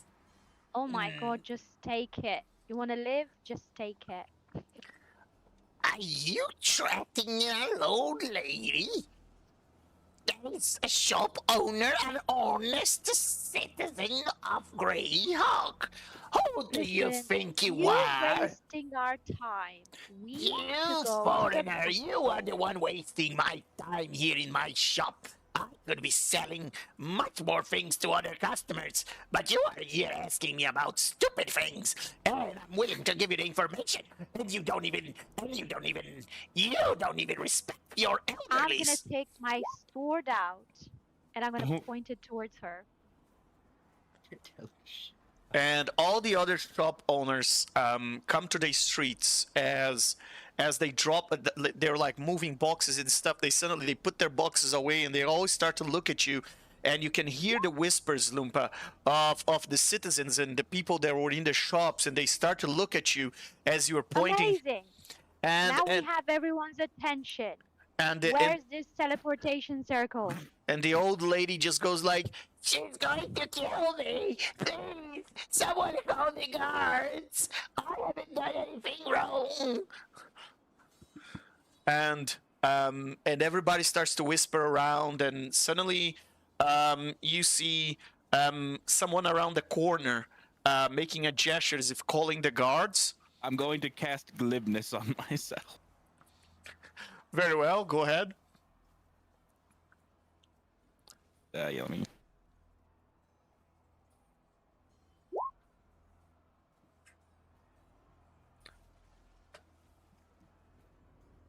Very well. When you replace the number rolled by a 15 every time.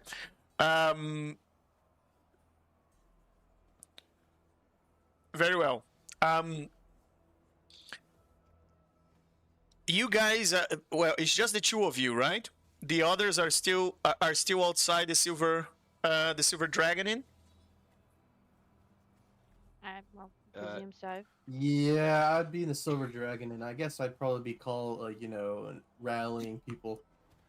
In this, all right. Pretty sure Ixtiul is no longer in this city. Ixtihu is leaving the city. Very well. Yeah.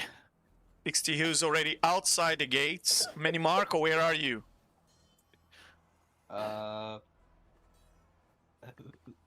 Metamarco is like he's out here trying to figure out like the best way to get there normally without teleportation in case, there wasn't teleportation. So he's like checking the prices of like what mounts are available. Like he's in the city Okay. still, but he's gone off to like Very well. do shopping. So, Lumpa, well, so you're around the same region as Lumpa Zarli, but in a different shop. They went to the market square, and they're talking to the lady while Zane is still in the Silver Dragon Inn, and Ixtihil already flying above the green area outside the city. Excellent. And Manimarco, before we resolve what happens to Lumpa and Arlith, Manimarco, what are you looking for exactly? I was checking what the available options for, like, you know, what the fastest carriages are, what the fastest mounts are. Like, Man Marco has his own, he's got like his own personal mount, but he wants to see, if he what would be good for like fast group travel. So he's, like, do we have access to like a bunch of griffins to like pull a flying carriage or box or whatever it is you fly griffins with? Do we have like some real fancy horses or solid drakes or something that we could? They do have horses, obviously. They have a lot of horses that they can sell you, and they can rent for you.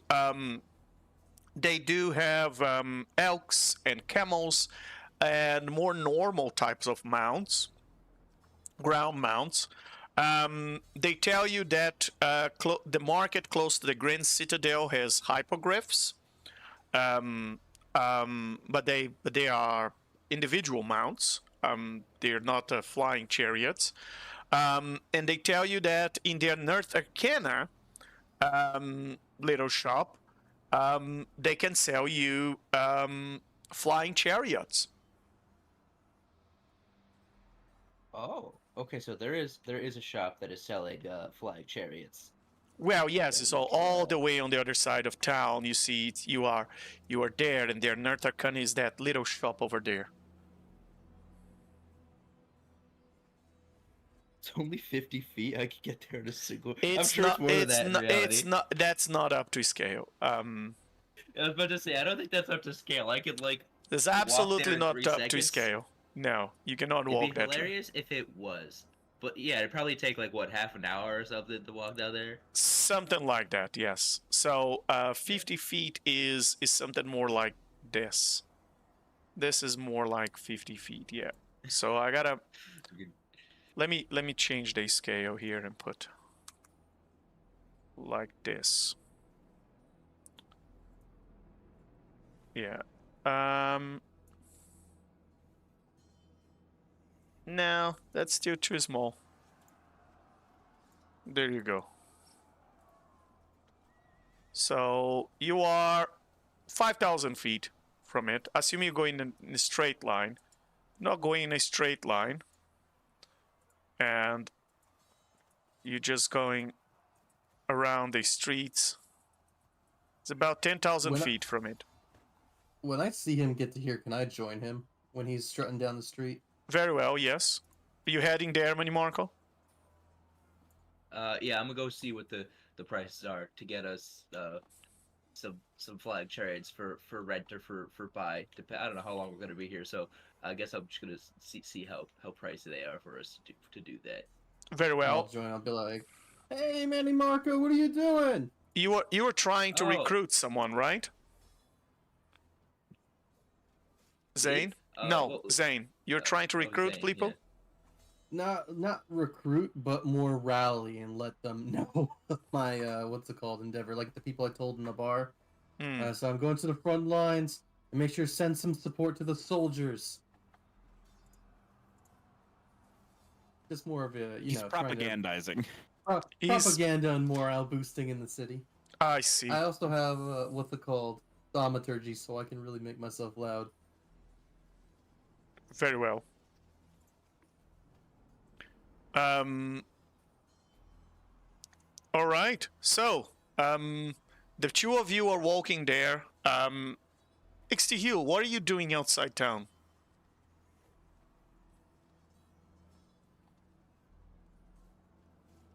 Ixtihil, are you there? Oh, sorry. Yes. Forgot to unmute myself. Yeah, he's literally just winging it, just flying in the direction of the front. He's just flying to the east. Just left everybody else behind. You just going by yourself. Yeah, he I mean, being in a city is like his nightmare. So he's just out of there. Just peace. Yeah. Excellent. Very well.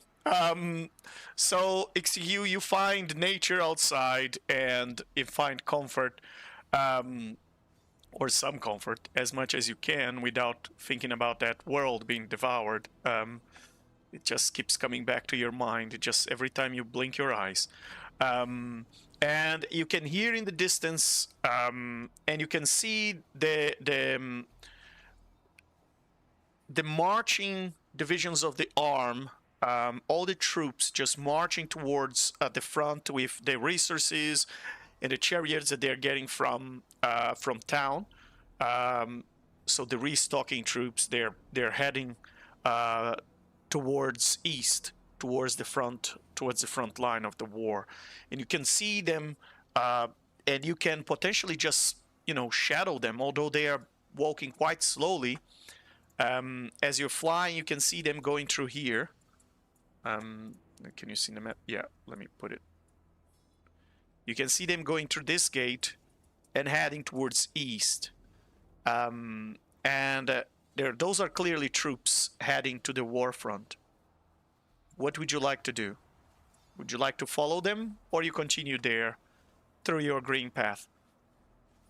I think I'm going to continue from where I am, just like along that same like trajectory, sort of. So like keeping an eye on them and following the direction that they're going, but without actually like getting any closer to them. Very well, very well. And Just heading in that direction. Excellent. And Arleth, doesn't take long until that standstill you were with Lumpa turns into something more serious, as there's no shortage of military people and guards walking in the streets right now in war times, so they arrive quite quickly. And as they arrive in the street, the two of you they see Lumpa pointing the sword to the old lady, and the guards have spears on them, and they point towards you too, and they say, "Hey, lower your weapon!" And as I said earlier, I'm glad that there are so many people around. So I'll just address myself to the people of this town. And I'll say, listen, I am no villain. I'm a god walking They deserve amongst your you. Exactly. Thank you. there's a fight. There's a battlefield like 30 miles, or what was it, 50 miles away from here. And every moment I waste here, it's darkness all around us. So this woman here demands coin for what should be freely given in the name of the greater good. This is not happening. I did not come here to rob nor to rule, but to defend you. So I'm not looking for trouble. I just want to know where the teleportation circle is, so we can be on our way. Hey! Lower your sword. You don't threaten the civilians of this town. First of all, I don't care if you think you are too pretty for this town or whatnot, or if you think you are a goddess or what else. You don't threat civilians. If you are truly well-intended, then you have no reason to be attacking the poor innocent folk of this town. Don't you think they have suffered enough? And that's a guard talking to you. The conversation bores me already. I said what I had to say.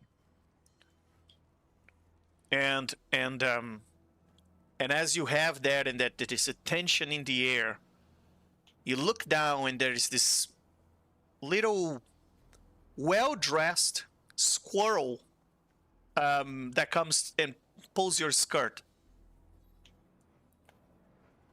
Yeah?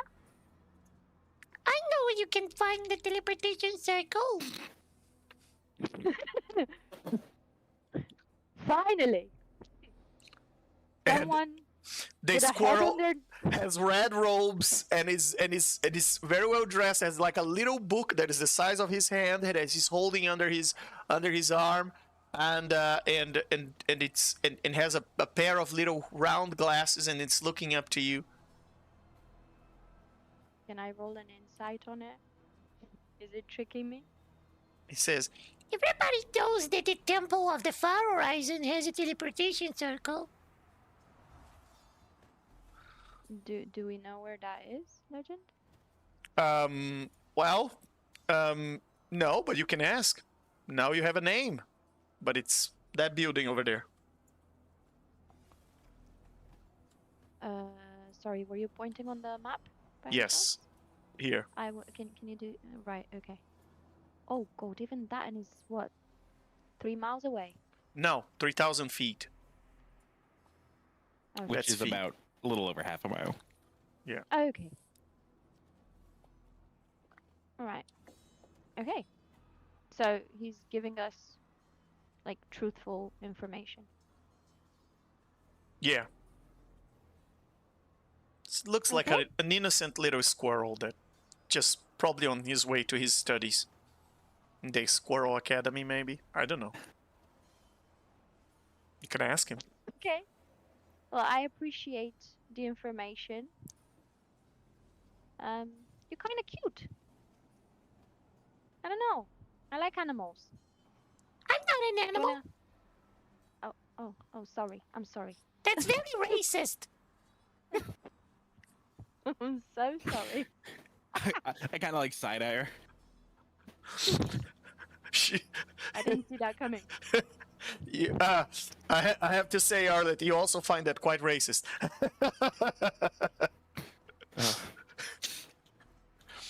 So insensitive. Take my words back. I apologize. And the guard says, "Move along! Come on! Out of here, the two of you, before we have to arrest you." We're very sorry for the trouble.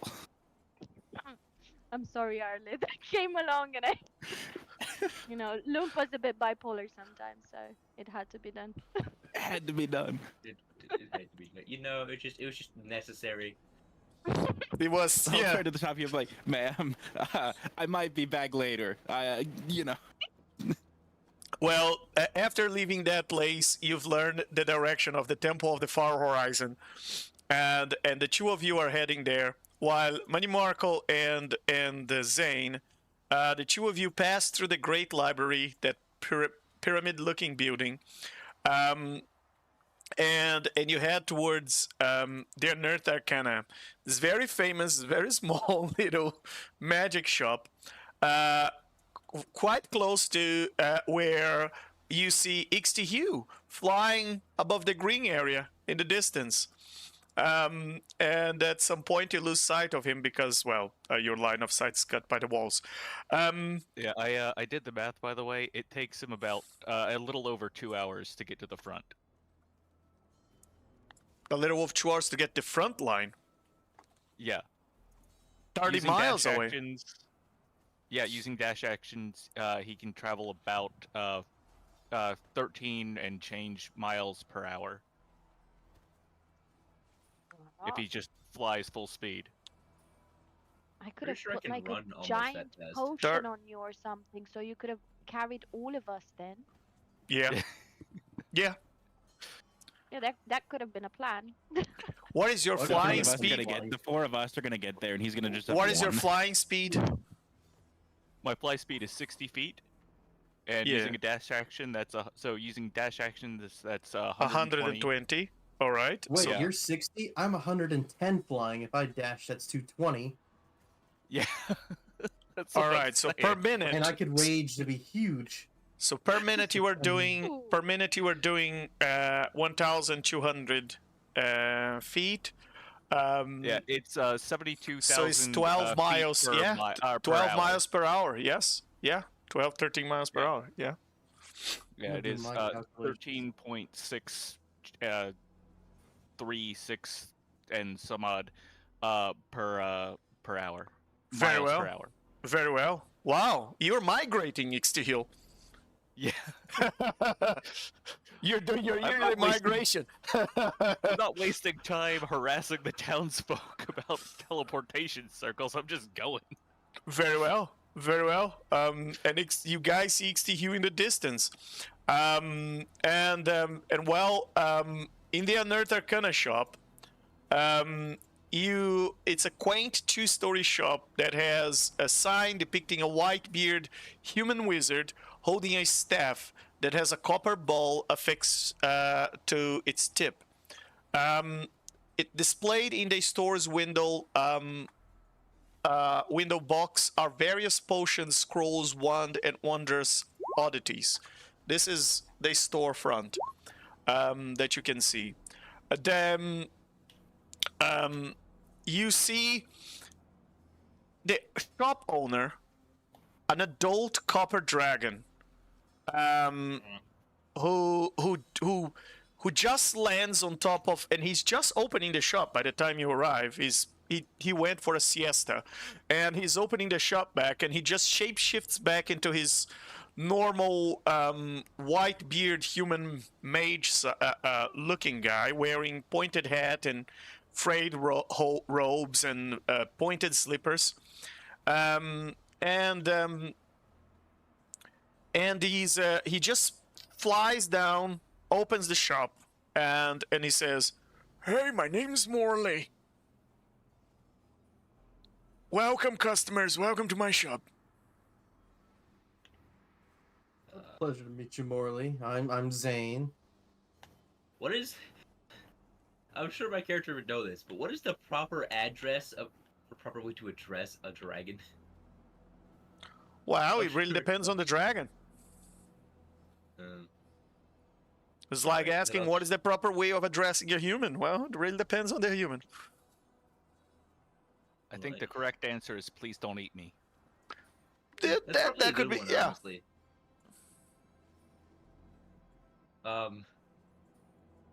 He's gonna say, "Good morning, sir." Or Good morning. Shop owner. Good morning. Good Morley. morning, Morley, proprietor. my name's Morley. Good morning, Morley, the Yes, shopkeeper. yes. I- Bob. I heard you. Some, my friends call me Bob, but you can call me Mr. Morley. Okay. Well, alrighty then, Mr. Morley. I heard you may have some hippogriff chariots available. Hip.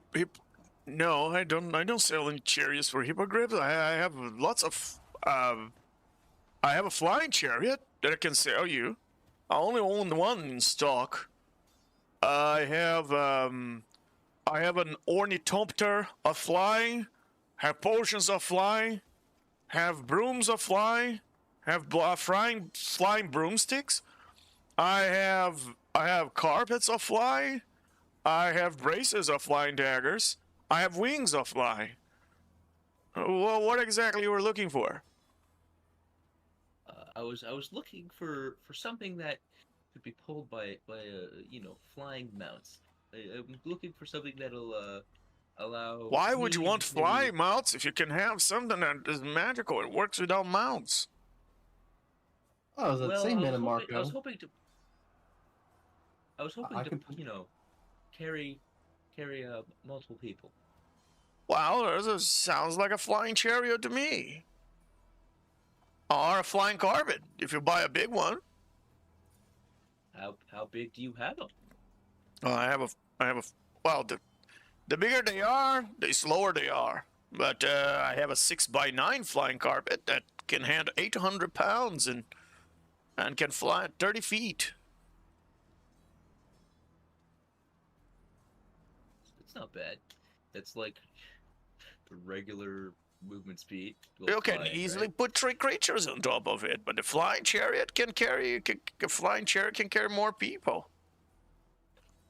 Legend, do I know what my pulling capacity is? Because I could tell Man and Marco, like, well, hey, I could probably tow that chariot with you on there, and I can fly really fast. Yes, it is. Your push, drag, or lift capacity is 900 pounds.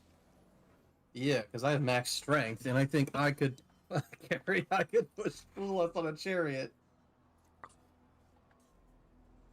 Yeah. And that's, Ah. and that's at my size. I can go up to huge out of the character, which that increases it like what ×8.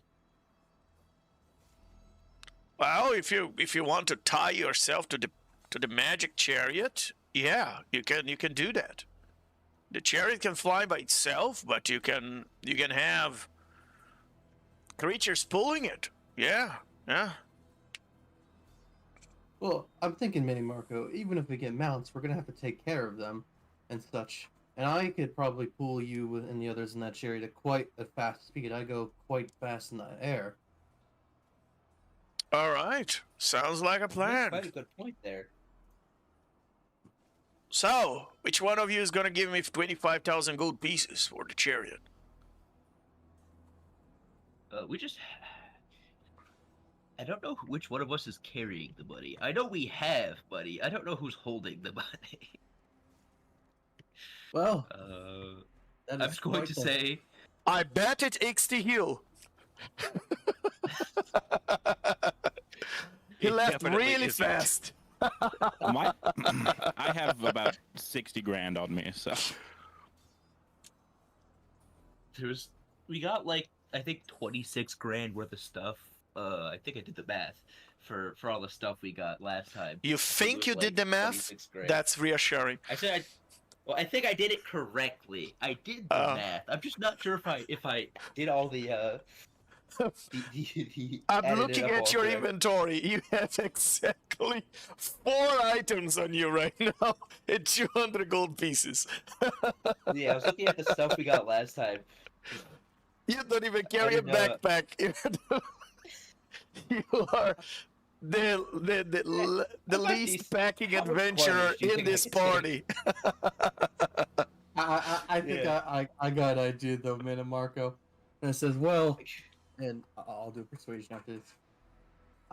Maybe we could do a trade of an item of similar rarity in a very small price. For given that this is for a war, and I will be going to the front lines of the Mist March, I want to help not only the soldiers out there and get there as fast as I can with my powerful friends, but surely if it's for a good cause, it also I've been upping Greyhawk, I can trade a magical item of similar rarity instead. Will that work? And can I roll persuasion for that It legend? depends on the item, of course. I would present my ring of free action, which I know is a rare ring. Oh, that would give you a discount of 500 gold pieces. Like Trade you one of take those five, cursed 500 off. Is that like 500 off the price, or I just only have to give him 500 gold now? 500 off the price. Give him Well, one he of does those not care cursed about your ring. swords. I don't have a curse. I must have on missed. me. How much did he ask for it? I must have missed that. Oh, 26. He has 25? 25k for the Okay. flying chariot. I mean, we got My- 2 cursed swords in the last arc. Give him one of Well, those. I did the math for how much the GP value was that we had, and it was 26,000. But I was gonna ask today, like, how are we splitting that up? So no one's So it's not going to decided who's carrying it, but that is how much we have collectively. Well, not including your personal like gold. That's how much we had, and like just party money. I say, Mini Marco. Did you say Heol has all inventory? No. He was making a joke that it was probably Ixtahil because he ran off on his own. We never actually decided who's carrying the money. So Or who got the items, to be honest. We needed to talk about that. Too. yeah, the items we would decide, I guess we decide at the end for next time. But for the money, which we currently use, it might be I don't know we didn't decide who's carrying it. So we could just say I have it for the sake of like making this purchase. But I don't know if someone else wanted to be the one carrying it. I mean, it definitely isn't Ixtiul because he doesn't really care for money. He's got all of 9 gold pieces on him. Impressive. Well, I've got around 60k just like Arde, so I guess the one Let's that has the go. most amount away. Well, I mean, if y'all are carrying such massive amounts, I'll just say Marco has it, since he had like no pocket money, because that's the problem with being a freshly spawned character. Your background doesn't give you money, or at least not as much you should really have. Very well. So I'll just say I was carrying the 26 brand, and I will attempt haggling. Okay. I would like to Roll persuasion? Very to well. attempt haggling. Try to get him to give us the rope for it so I can pull us. Yeah, nope, it's not happening. Wait, no, wait. I do have an inspiration. I'm going to roll this again. 29 is a much better attempt at haggling. That's a good one. Okay, I'll let it go for 20 because for a good cause. And the ring. And the ring. 20 in the ring. How do you feel about that deal? He means my ring of free action. Could you at least throw in the rope so I can tow them? Some strong rope if I'm gonna be giving up the ring. Oh yeah, that's fine. All right, I take out my ring of free actions off me and give it to Man and Marco. Well, for a good cause, here you go, to give to the merchant.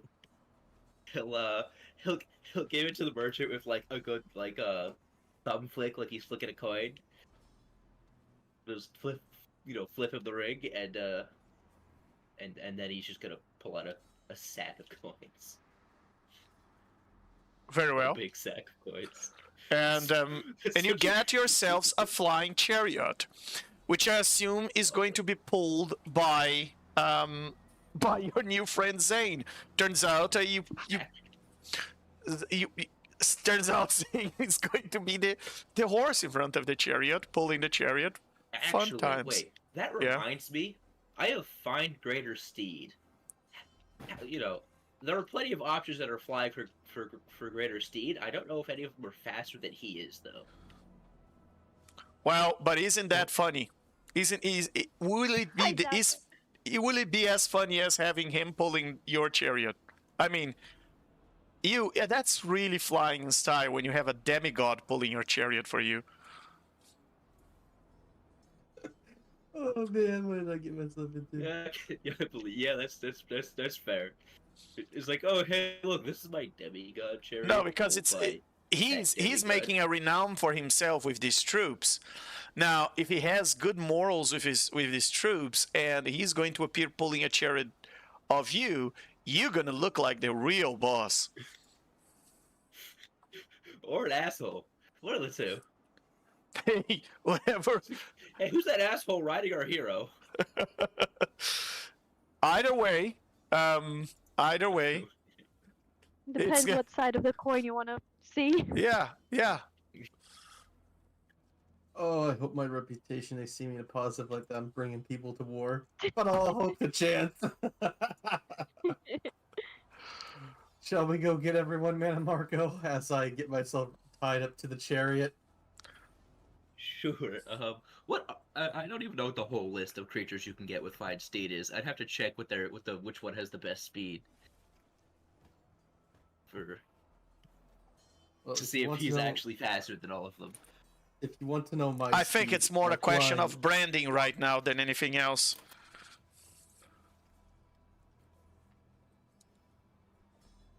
I'm gonna hold my flail out so it looks like I'm charging into battle while pulling them. I'll make it look. Very well. I mean, that's I he's could- Could even turn you into a planetar, which would get us 27 miles per hour. Or that. I feel that Min-maxing, by the time you guys figure out the end of this conversation, XTU's gonna already be there. Yeah. It seems. No, I really plan on being in that chariot and waving at XTU and As we smiling. pass. Yeah. Yeah, but my speed is like double his. I mean, I've got a pretty significant head start at this point. You Look, do look. indeed. Yeah, so it's going to take him 2 hours. How long ago did he leave? Yeah. Because A if he left minute. any less than an hour ago, we'll just get there when he does. Yeah. I mean, he left when Listen, even the last 100 meters and it still counts. because I mean, as soon as he exited the tavern, he started flying straight there. Like, I think it's been I don't know how maybe a long good- ago it was that we left the tavern, or that he left the tavern, because he left first. That does sound like a good half an hour, which that'll be Yeah. fine. So I'm Oh, guessing God. I'm picking everyone up and being their demigod Uber. Pretty much, yes. Pretty much. I think you can be. I mean, they don't have Uber in Greyhawk. I'm pretty sure. So you can be the very first one. You're gonna be a pioneer. You can be the god of Uber. The You could god of undercut all of transportation. like the local transportation an until they go Uber. out of business, and then you could like jack your prices up. Oh What man, was your this flying shit- speed, by the way? 110. Yeah, no. I think the fastest flag mount is like a Pegasus. And I think they're like 90 or something. So yeah, It's ironic you got something half your size pulling you so fast. you're never gonna fly as fast as being pulled by a demigod for sure. No, Um, demigod go burr. Very well. Well,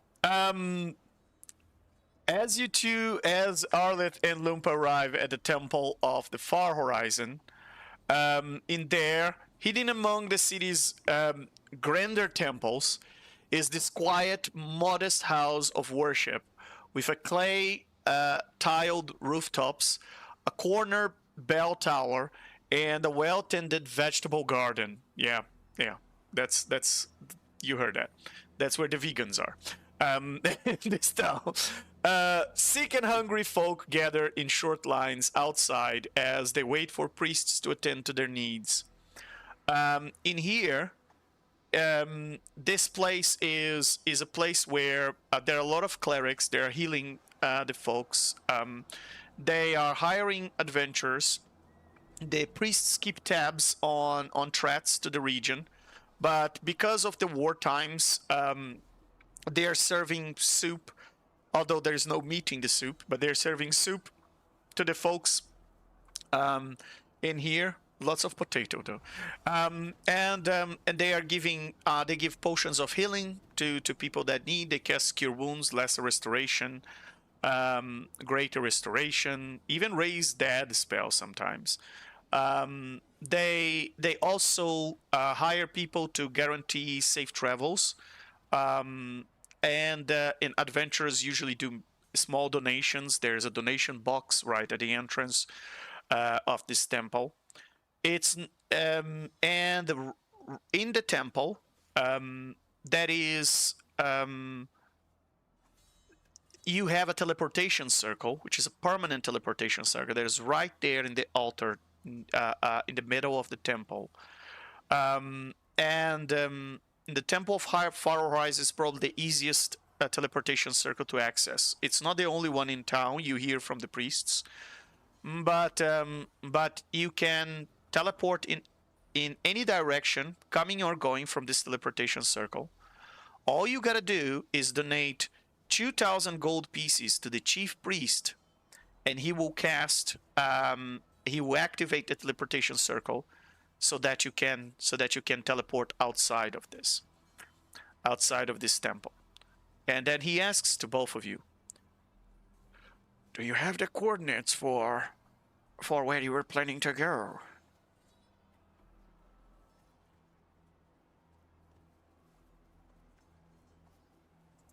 I don't believe so. We would just had a rough, direction.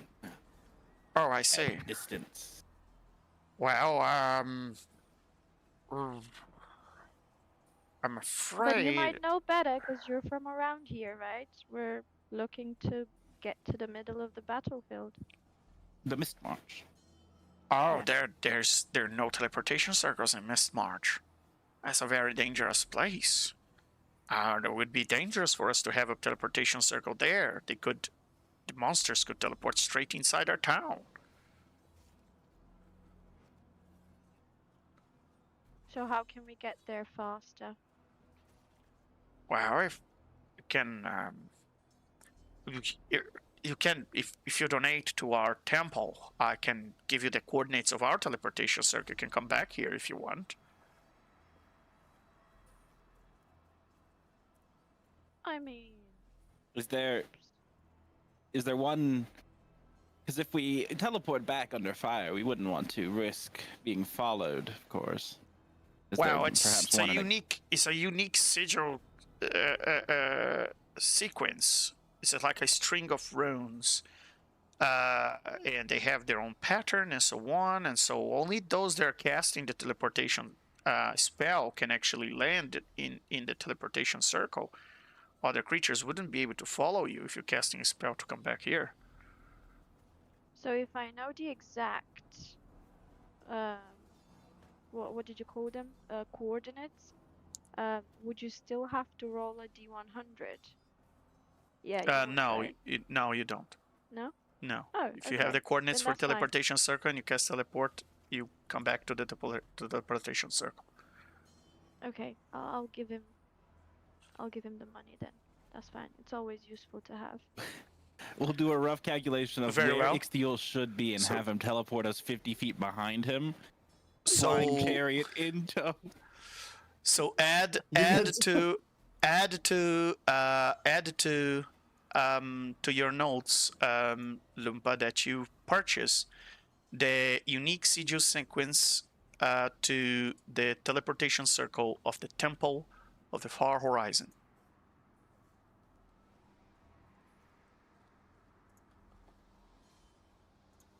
So here, Temple of the Far uniquely. I'm putting in the I chat. want that. Add Oh, yes. beautiful. Tem- Thank you. Add this to your notes so you know that you can teleport back here if you cast teleportation. Very well. Let's go to the. So now you see a flying chariot coming towards you. As you leave the temple, empty-handed, unfortunately, because it only goes one way.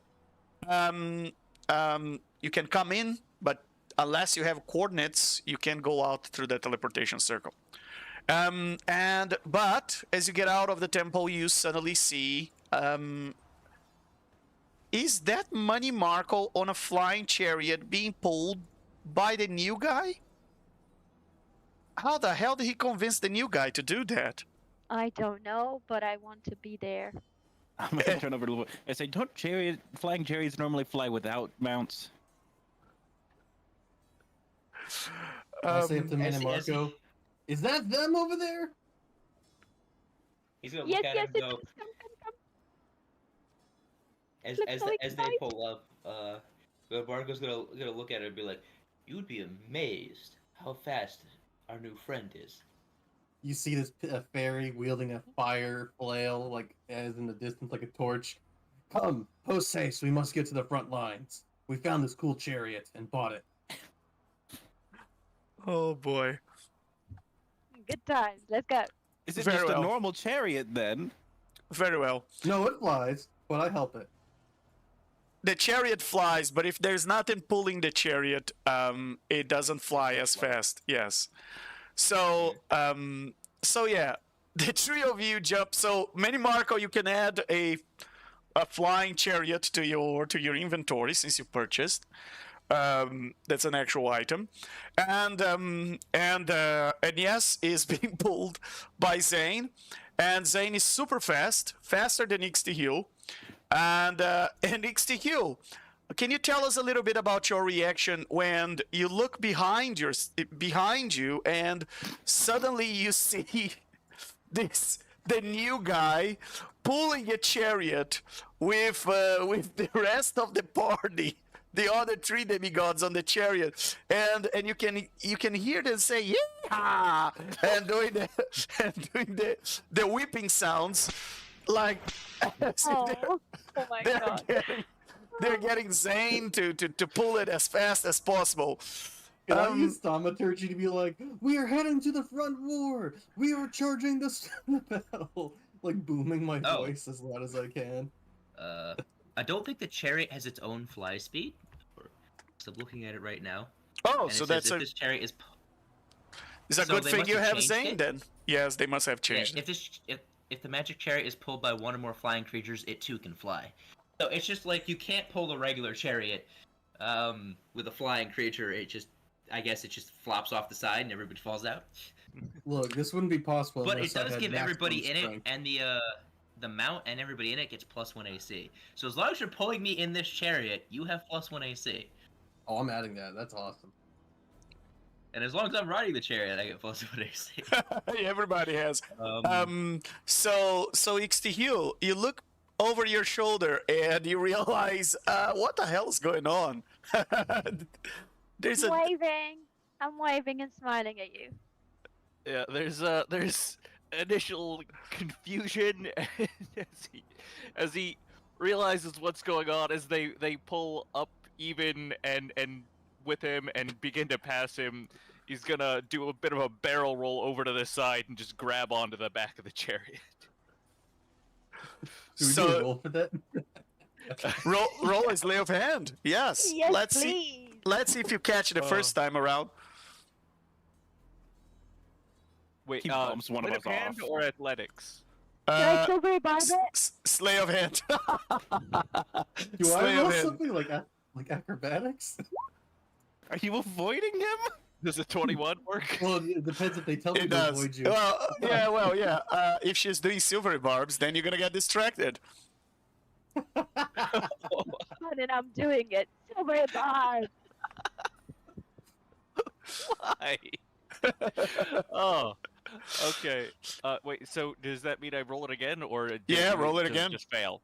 Okay. Roll it again. You have disadvantage. Boom. Very well. You still catch God it, damn it. despite the silver barbs. I'll give him the advantage. Very Oh, well. thanks. Oh. All right. Deserve it. Very well. And with that, you guys are gonna get to the war front particularly fast, actually, because thanks to the flying chariot being pulled by Zane. And as you're reaching the war front, you see the troops behind you, and they start to shout, "Ah! Zane, Zane, Zane, Zane, Zane!" Think Brad Pitt in Troy, being called by the troops to reach as Achilles to reach the front line, and they are opening the paths and they're shouting his name as they're like, "Yeah, our champion is here!" And Can I and then thaumaturgy that?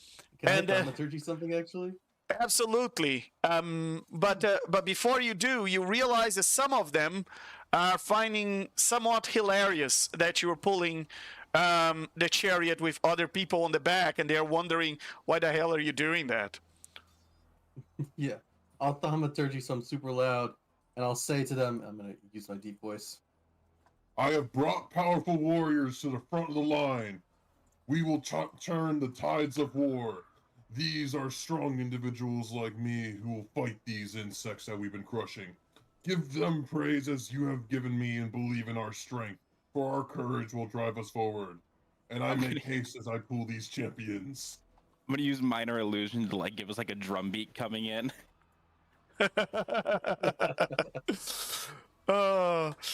Do we have I do have a drum bit for you. There you go. There you go. And as you have Zane pulling the chariot, it takes you about let's call it half a day for you to arrive at the war front. And at the war front, there are a bunch of armies of knights and cavalry and infantry. They are holding their ground on the highest level of the shores of the river to the west side. And you can see that they are shooting and fighting these insects on the other side, and there are a lot of insects. They're outnumbering the troops 4-1, there are a lot of them, and they seem quite powerful. Would you like to intervene in this? Would you like to intervene in this battle, or you want to head, or you want to continue heading until you find a camp or something in the beyond the riverfront line? I want to continue smiling and waving as we pass by. Just like a miss, just like a miss, like a Miss Universe. Oh yeah. Problem is, Zane, I've been if Zane is helping going the them. chariot, this is his decision. If he decides to... Oh, sorry, go for it. I was gonna say, since Zane is pulling the chariot, he gets to decide if he's pulling down to drop into the fight. Well, granted, I've been helping them for like the past couple weeks, and plus they're cheering me on. I got to show it to them. Plus, you'll inspire the morale of the troops too, if you show your awesome powers. I believe in you, new people. I'm gonna go into that fight. You're gonna head There's down to no the fight. mount. I'm still gonna be in the chariot waiting for you guys, waving. I mean, I'm we sorry, can I stay. Well, we're forgot in the that. chariot. He's still pulling it. We can actually attack from his back while he runs around killing things. We can. So So he's you get- pulling. we get a So whole- he's pulling the chariot. So you guys are now a flying chariot unit, flying down into the battlefield, into the troops, to hit while Zane is hitting them on the front, and you guys are shooting from the chariot on the back. Or are you just waving? Pretty much. Oh no! If we're flying through, I'll help. I'm I'm just, waving. I don't know. Gosh, what an image! Can you make that an image, actually, a thumbnail? Okay, I could try. And very well. You guys head down, and there are so many of these insectoid creatures, and they don't seem like your usual creature. They're actually quite strong. As you need to, Zane, you need to give quite a few hits on them.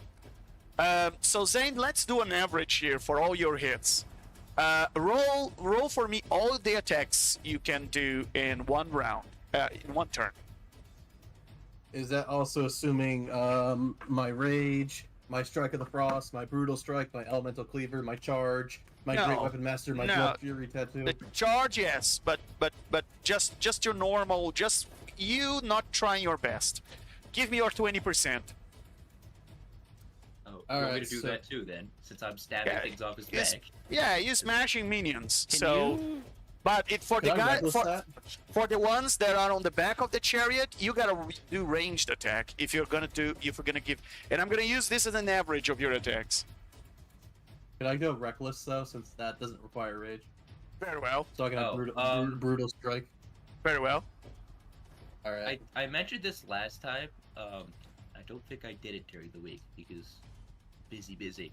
But I wanted to add the the return ability to my my javelin via like divine infusion or whatever you Mm. call it.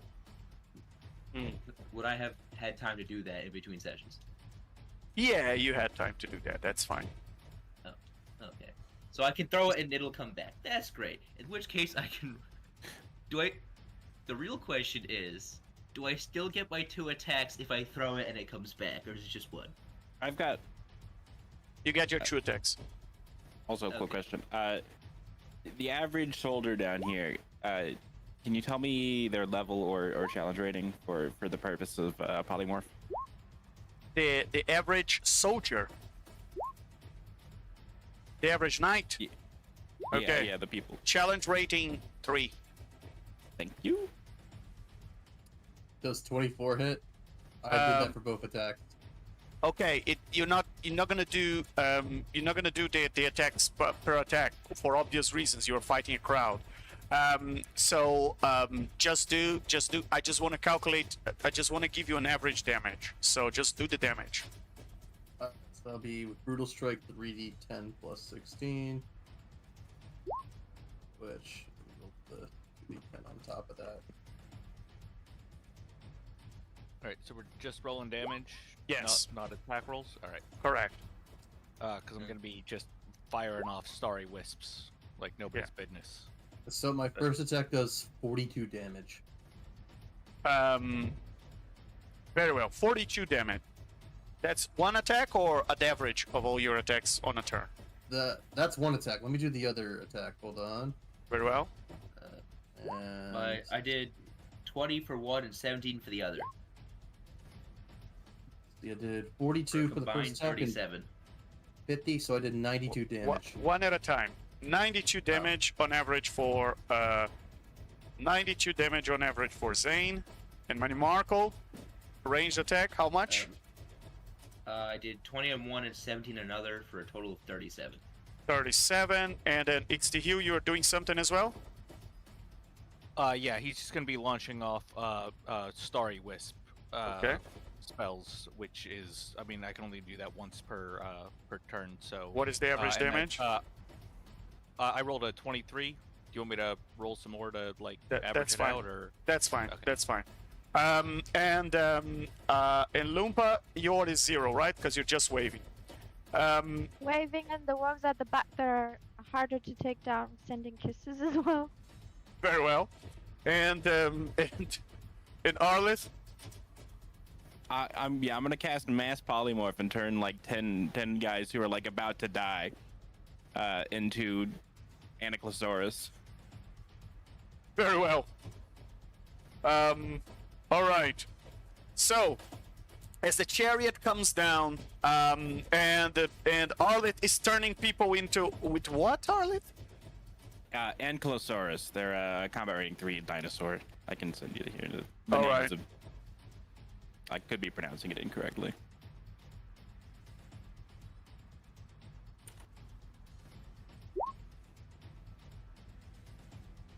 All right. Oh boy. Let me see if I can find. Let me see if I can find their image to put here. Or our. Did you put that? Oh, there you go. Very well. You guys are passing by. Thanks, XTU. You guys are passing by, and lots of the suddenly Arlith's turning people into ankylosaurs, and let me put here. I'm actually gonna put a little token here for a division of ankylosaurs out of that polymorph, and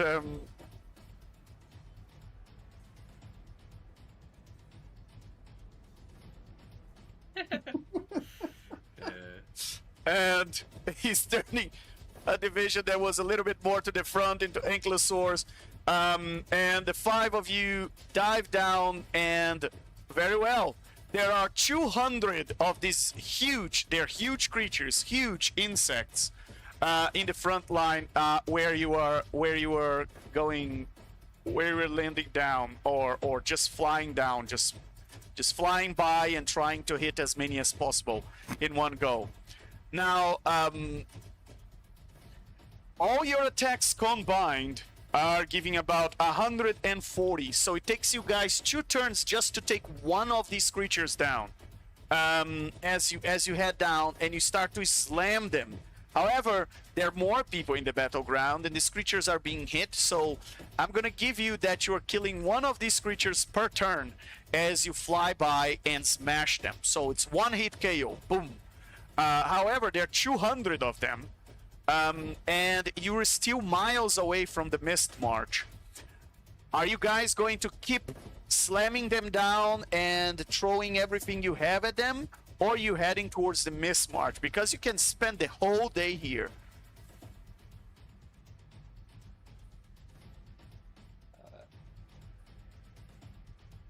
I say we stay until the battle has clearly reached a turning point where, our side is obviously going to win, and then we leave.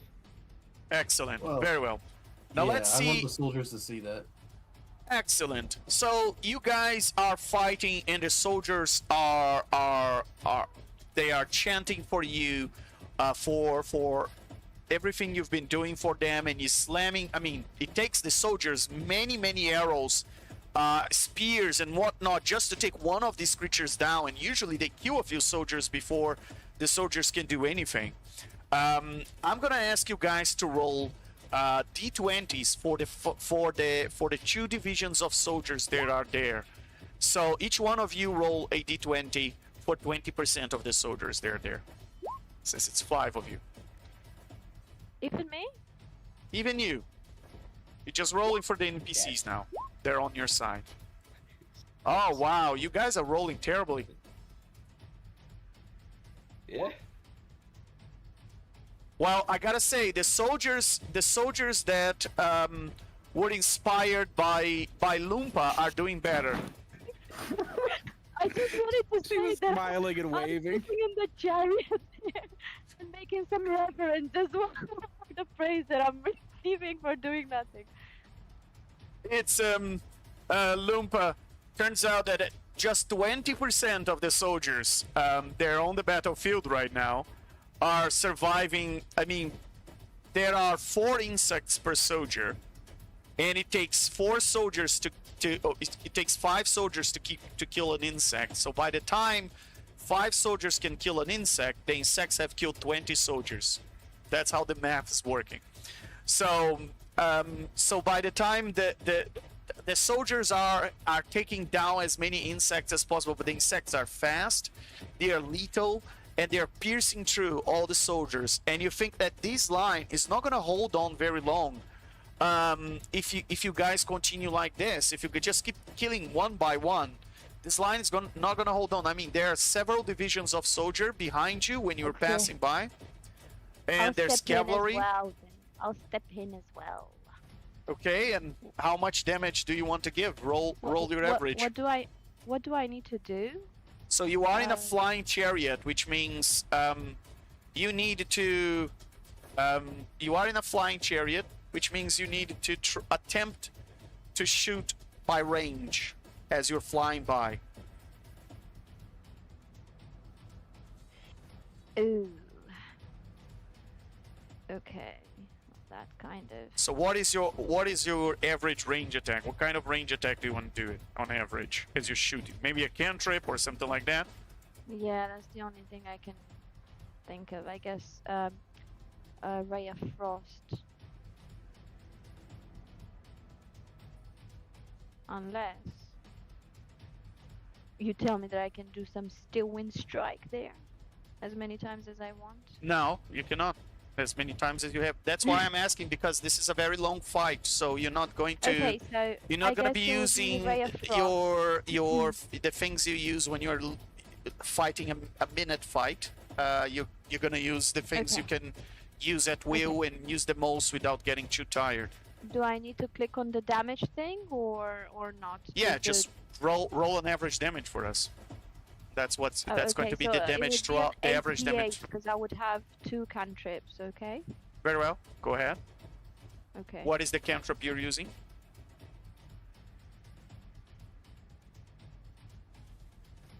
Ray of frost. Ray of Frost. 34. Very well.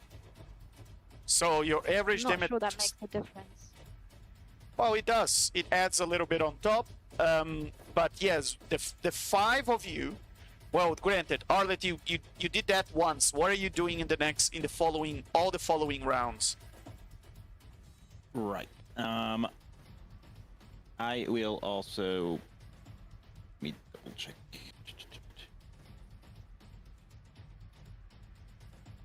Probably just gonna be a firebolt, most likely. So 40, 10. Let me double check my bow is better. I don't think it is. It is not. All right, I will roll my 40-10 then for the average. Yeah. Very well.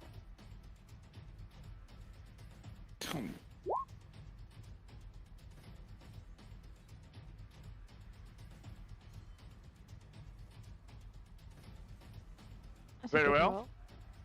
Yeah. And you adding 30. I saw so, 3 zeros and I was very worried, but then I realized that was good. Or So you 2 guys zeros, are I mean. you guys are Yeah. definitely killing one of these creatures per round now, very fast. With all 5 of you attacking this, focusing your fire on each creature, but every 6 seconds you take one of them down. So in a minute, you are taking 10 of them. and after 10 minutes of fight, you took 100 of them. Half of those creatures have been destroyed in just 10 minutes of fight. With you doing this much damage, some of the, except for the ankylosaurs, some of the troops are taking advantage of the damage you are giving to pull their wounded back into the behind the front lines, back into their camps, into their strongholds, and just after about 20 minutes of fight, you destroyed that whole division with their help as well. But you destroyed that whole division, although you did lose one division of the army on your side, except for the ankylosaurs, which eventually go back beyond the front line. And you've managed to clear this side of the battlefield. Now the other sides of the battlefields are still fighting. The insects are still, insectoids or whatever the hell this is, still advancing. Now another thing you've got to learn is that after 20 minutes just killing these creatures, you get to learn a little bit of their abilities. So all of you can roll Arcana.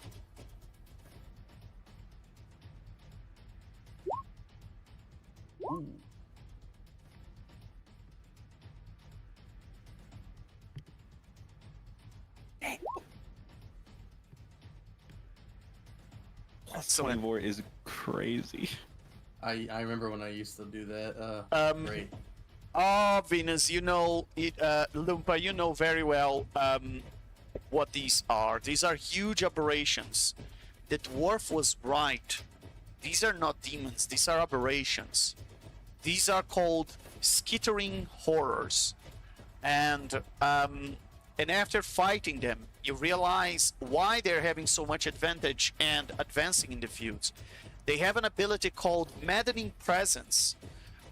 Creatures that are within 30 feet of it gotta roll wisdom saving throws, and if they fail, they become paralyzed for one turn. And this lasts for one turn, and then if the creature is immune to it for 24 hours. So the moment these creatures advance into the battlefield, if they are fighting creatures that they haven't fought before, they start to paralyze, and that's how they're burning through the troops and killing 5 times more people that they should. Is this ability that they have? These are terrifying evil creatures that comes from the dark and deepest corners of the multiverse. And they are not even from this plane. They are from a different plane. Guess what plane they are from? So far. Far realms? No, they actually exist in a different material plane, in the undercities of a different material plane, in the underground of what is called it's a world in a plane of existence that has a place you guys are very fond of.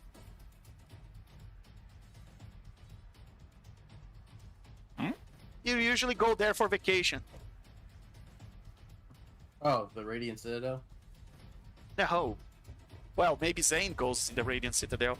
How about the rest of you? When you want to let it loose, where do you go in the multiverse? Taros, yes. Oh. You just came from there, guys. Yeah, so, no, We were just so turns out that these creatures exist in the underground of Taros and of another planet from that same space called Ravnica.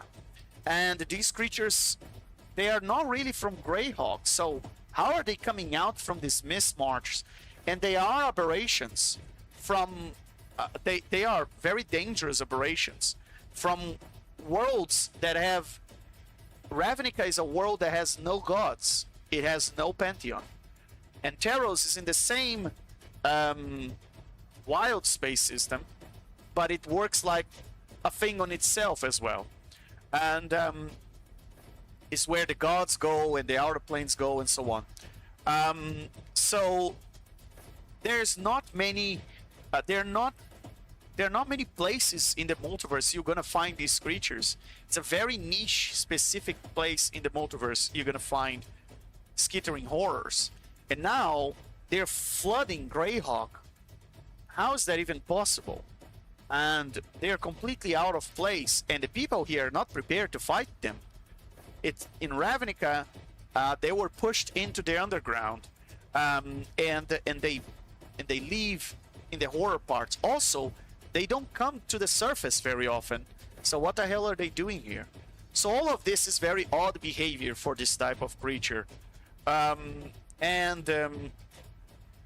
you, well, you think Lumpa that something must be summoning them, or there must be an entrance or some sort of portal or back door, something in the middle of this mist that is bringing them forward.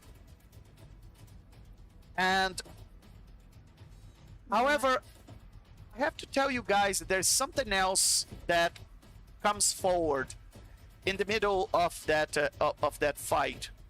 As you are approaching, after cleaning the battlefield of these creatures, you fly towards the front line, and as you're arriving in the mist area, there's an improvised camp there, where they're still trying to, they're still dealing with a few of these creatures. And as you arrive there, you destroy the remaining of these creatures that they were fighting with. You clear the outside of the camp. They've made like a little fortification. Let me bring you there.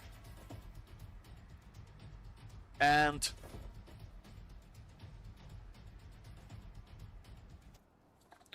let me bring you there as you land on the ground, all of you.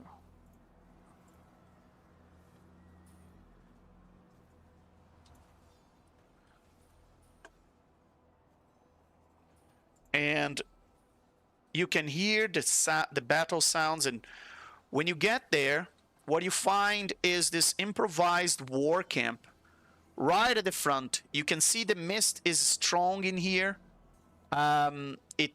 There is sort of a poor rain here, a kind of an acid rain that is that's just dripping down from the mists. Maybe it's the accumulation of too much moisture in this area, but is dissolving stuff. There is a garrison here. There's one mage, one knight, and a couple of soldiers, and a group of mercenary goblins that seems to be working on your side.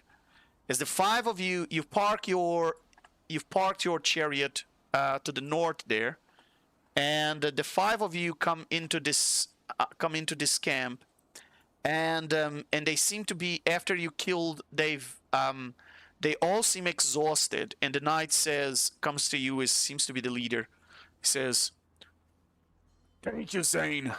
You and your friends, I don't think would have resisted the last push from the hordes if you guys hadn't come here." This is assuming I'm tied off the chariot, right, Legend? I'm not. Yes, you're not in the chariot. You left the chariot to the north. There. Okay. Oh, it's no problem for fellow brothers and sisters of soldiers. I'm just doing what I can. They just seem to keep coming from the mist, so we're gonna go into the mist after we rest and find the solution, find the problem at its source. It's I can see you are covering bits of insects and your friends as well. You're welcome to stay here. We have the goblins managed to find some food, and we're making some soup and stuff. You're welcome to eat with us, of course. We need heroes here, and strong heroes. We're not gonna resist another day or two here. There are too many of them, and they keep coming. And they're not just attacking on the front lines, no. They're attacking everywhere. They seem to be trying to just kill us for the sake of killing. No one really understands what's happening here. Well, I'll convene with the group to see if we can rest here, but rest assured, We will get to the bottom of this. Have Well, patience, perhaps Faithfulness. this ignorant fool doesn't understand what is happening here, but I can certainly explain. As the mage approaches. You see, there gotta be some sort of rift deep into the mists. They're bringing these creatures for us, and you look at the mage and you can see that he has a third eye tattoo on his forehead. He's full of arcane symbols of his body. He seems to be some sort of very, very somewhat archmage, or some very powerful archmage, and somewhat arrogant as well. Says, "If it wasn't for me, they would already have taken out this camp. But I'm exhausted as well. I exhausted all my slots, and now I need some time to rest and eat a soup. But I have to say, these creatures here are beneath us. They are all ignorant. They don't have the power to face. It's a stupid strategy to send them ahead with these mercenary goblins. All they can do is throw bone arrows at these creatures, and they don't even pass through the exoskeleton. But there is gotta be some sort of them, I think it's the black dragons. There must be a great worm in there that is summoning these creatures from different worlds to come here. I tell you, if you want to know what I've discovered, I'm happy to share with you. But perhaps you might not understand my vocabulary." As he's looking at you, Zane, while he says that. Well, tell it to the other person that's been smiling and waving, and I'm gonna go over to the soldiers and jump on top. Let's get some soup, and we'll convene afterwards. Take some rest, strong archmage. I'm going to begin casting the spell Forbiddance on the immediate area surrounding this camp. Okay. And he says, Aberrations, of course. he says, "That's a great idea, casting Forbiddance, Bard. Unfortunately, we thought about it. I tried to cast myself. Something in this rain weakens the spell, you see? This mist has some powerful properties. My Forbiddance only lasts half of their usual duration. But you are welcome to do it again, of course." I mean, even 12 hours is a pretty long time. Well, yeah. 12 hours. What is that supposed to be our objective here? What is that we supposed to be doing? Just holding a front line? They learning about these things. These ignorant fools are just fighting for the sake of fighting. You think those pickets are gonna hold those huge insectoids? No, they climb through that as if it was nothing. It wasn't for you, we'd all be dead by now. 12 hours. What is 12 hours more of lifetime? The moment the 5 of you leave this camp, we're all dead. Okay, Mr. Party Pooper, I'm just saying, you're the one who said you needed to sleep. So, 12 hours is enough time to sleep, I would like to point out. That's all I'm saying. Yeah. That's fine. I'm tired. I'm very tired. So I need to talk to you, lady. Why are you still waving at me? She can't talk? She's a mute? You can stop waving now. She just likes to What do wave. you want? Yeah, what do you want? What do you want from me? So I need to explain to you the things I've seen, the horrors. Go on. I've seen the horrors. And they were horrifying. Yes. So, there is a black great worm living inside the mists. He has powerful necromancy abilities.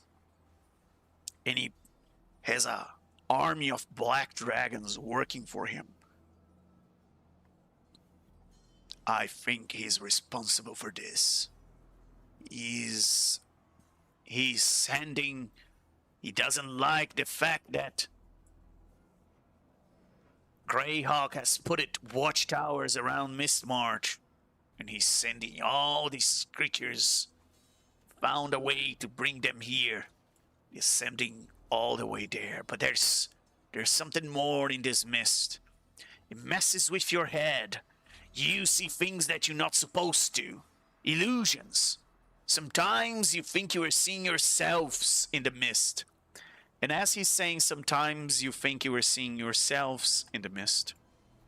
As you are all hearing, because he's talking quite loud, you start to look around and you look ahead of you. And the air seems to be kind of a ripping apart with this soundless stare. To the south of the camp, you can see through the pickets because, well, they're not very close together. To the south of the camp, right, let me put it here, let me point it to you. Towards that area, there, this area here. All of you find yourselves accidentally looking in the same direction.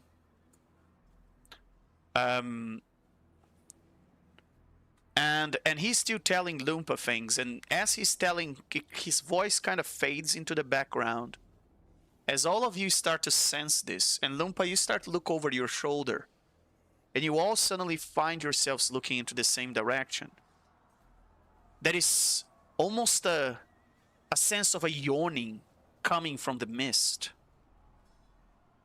You see kind of a bubble-looking sphere, transparent sphere, pushing the mist aside.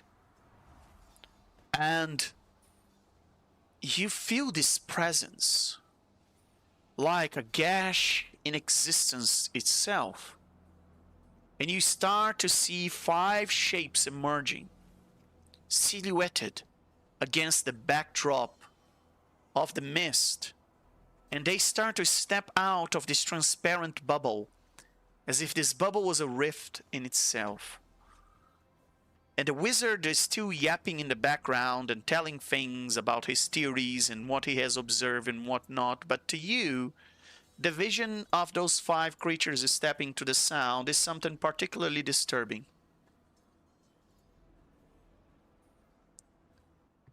As they step out of that bubble, as if they were generals coming to the front lines, you all feel that there is something oddly familiar about them. Similar. The rift behind them, that little bubble, rips shut, and suddenly there is this moment of silence where you can't hear the war in the background anymore. It stops, and you look in front of you, and they start to walk towards you. And is it your mind tricking you? Are your senses tricking you? What? How is that? Are they playing with your minds? Is this a mockery? Is this the mist playing tricks on you?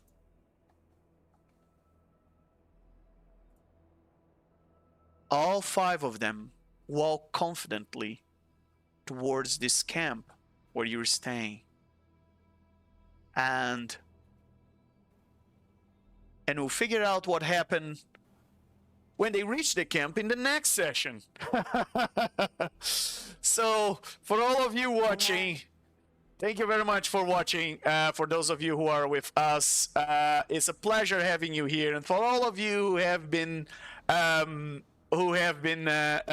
subscribing to our channel, You are awesome. I'm sending inspiration to all of you. Thank you very much for that. If you haven't checked out yet our giveaway, go to the message board of our YouTube channel. You find there all the details, everything self-explanatory, and everybody is able to join. And thank you so much for everybody who's been watching. You are awesome, and I see you guys next week. We'll continue this story there. Bye. Bye bye.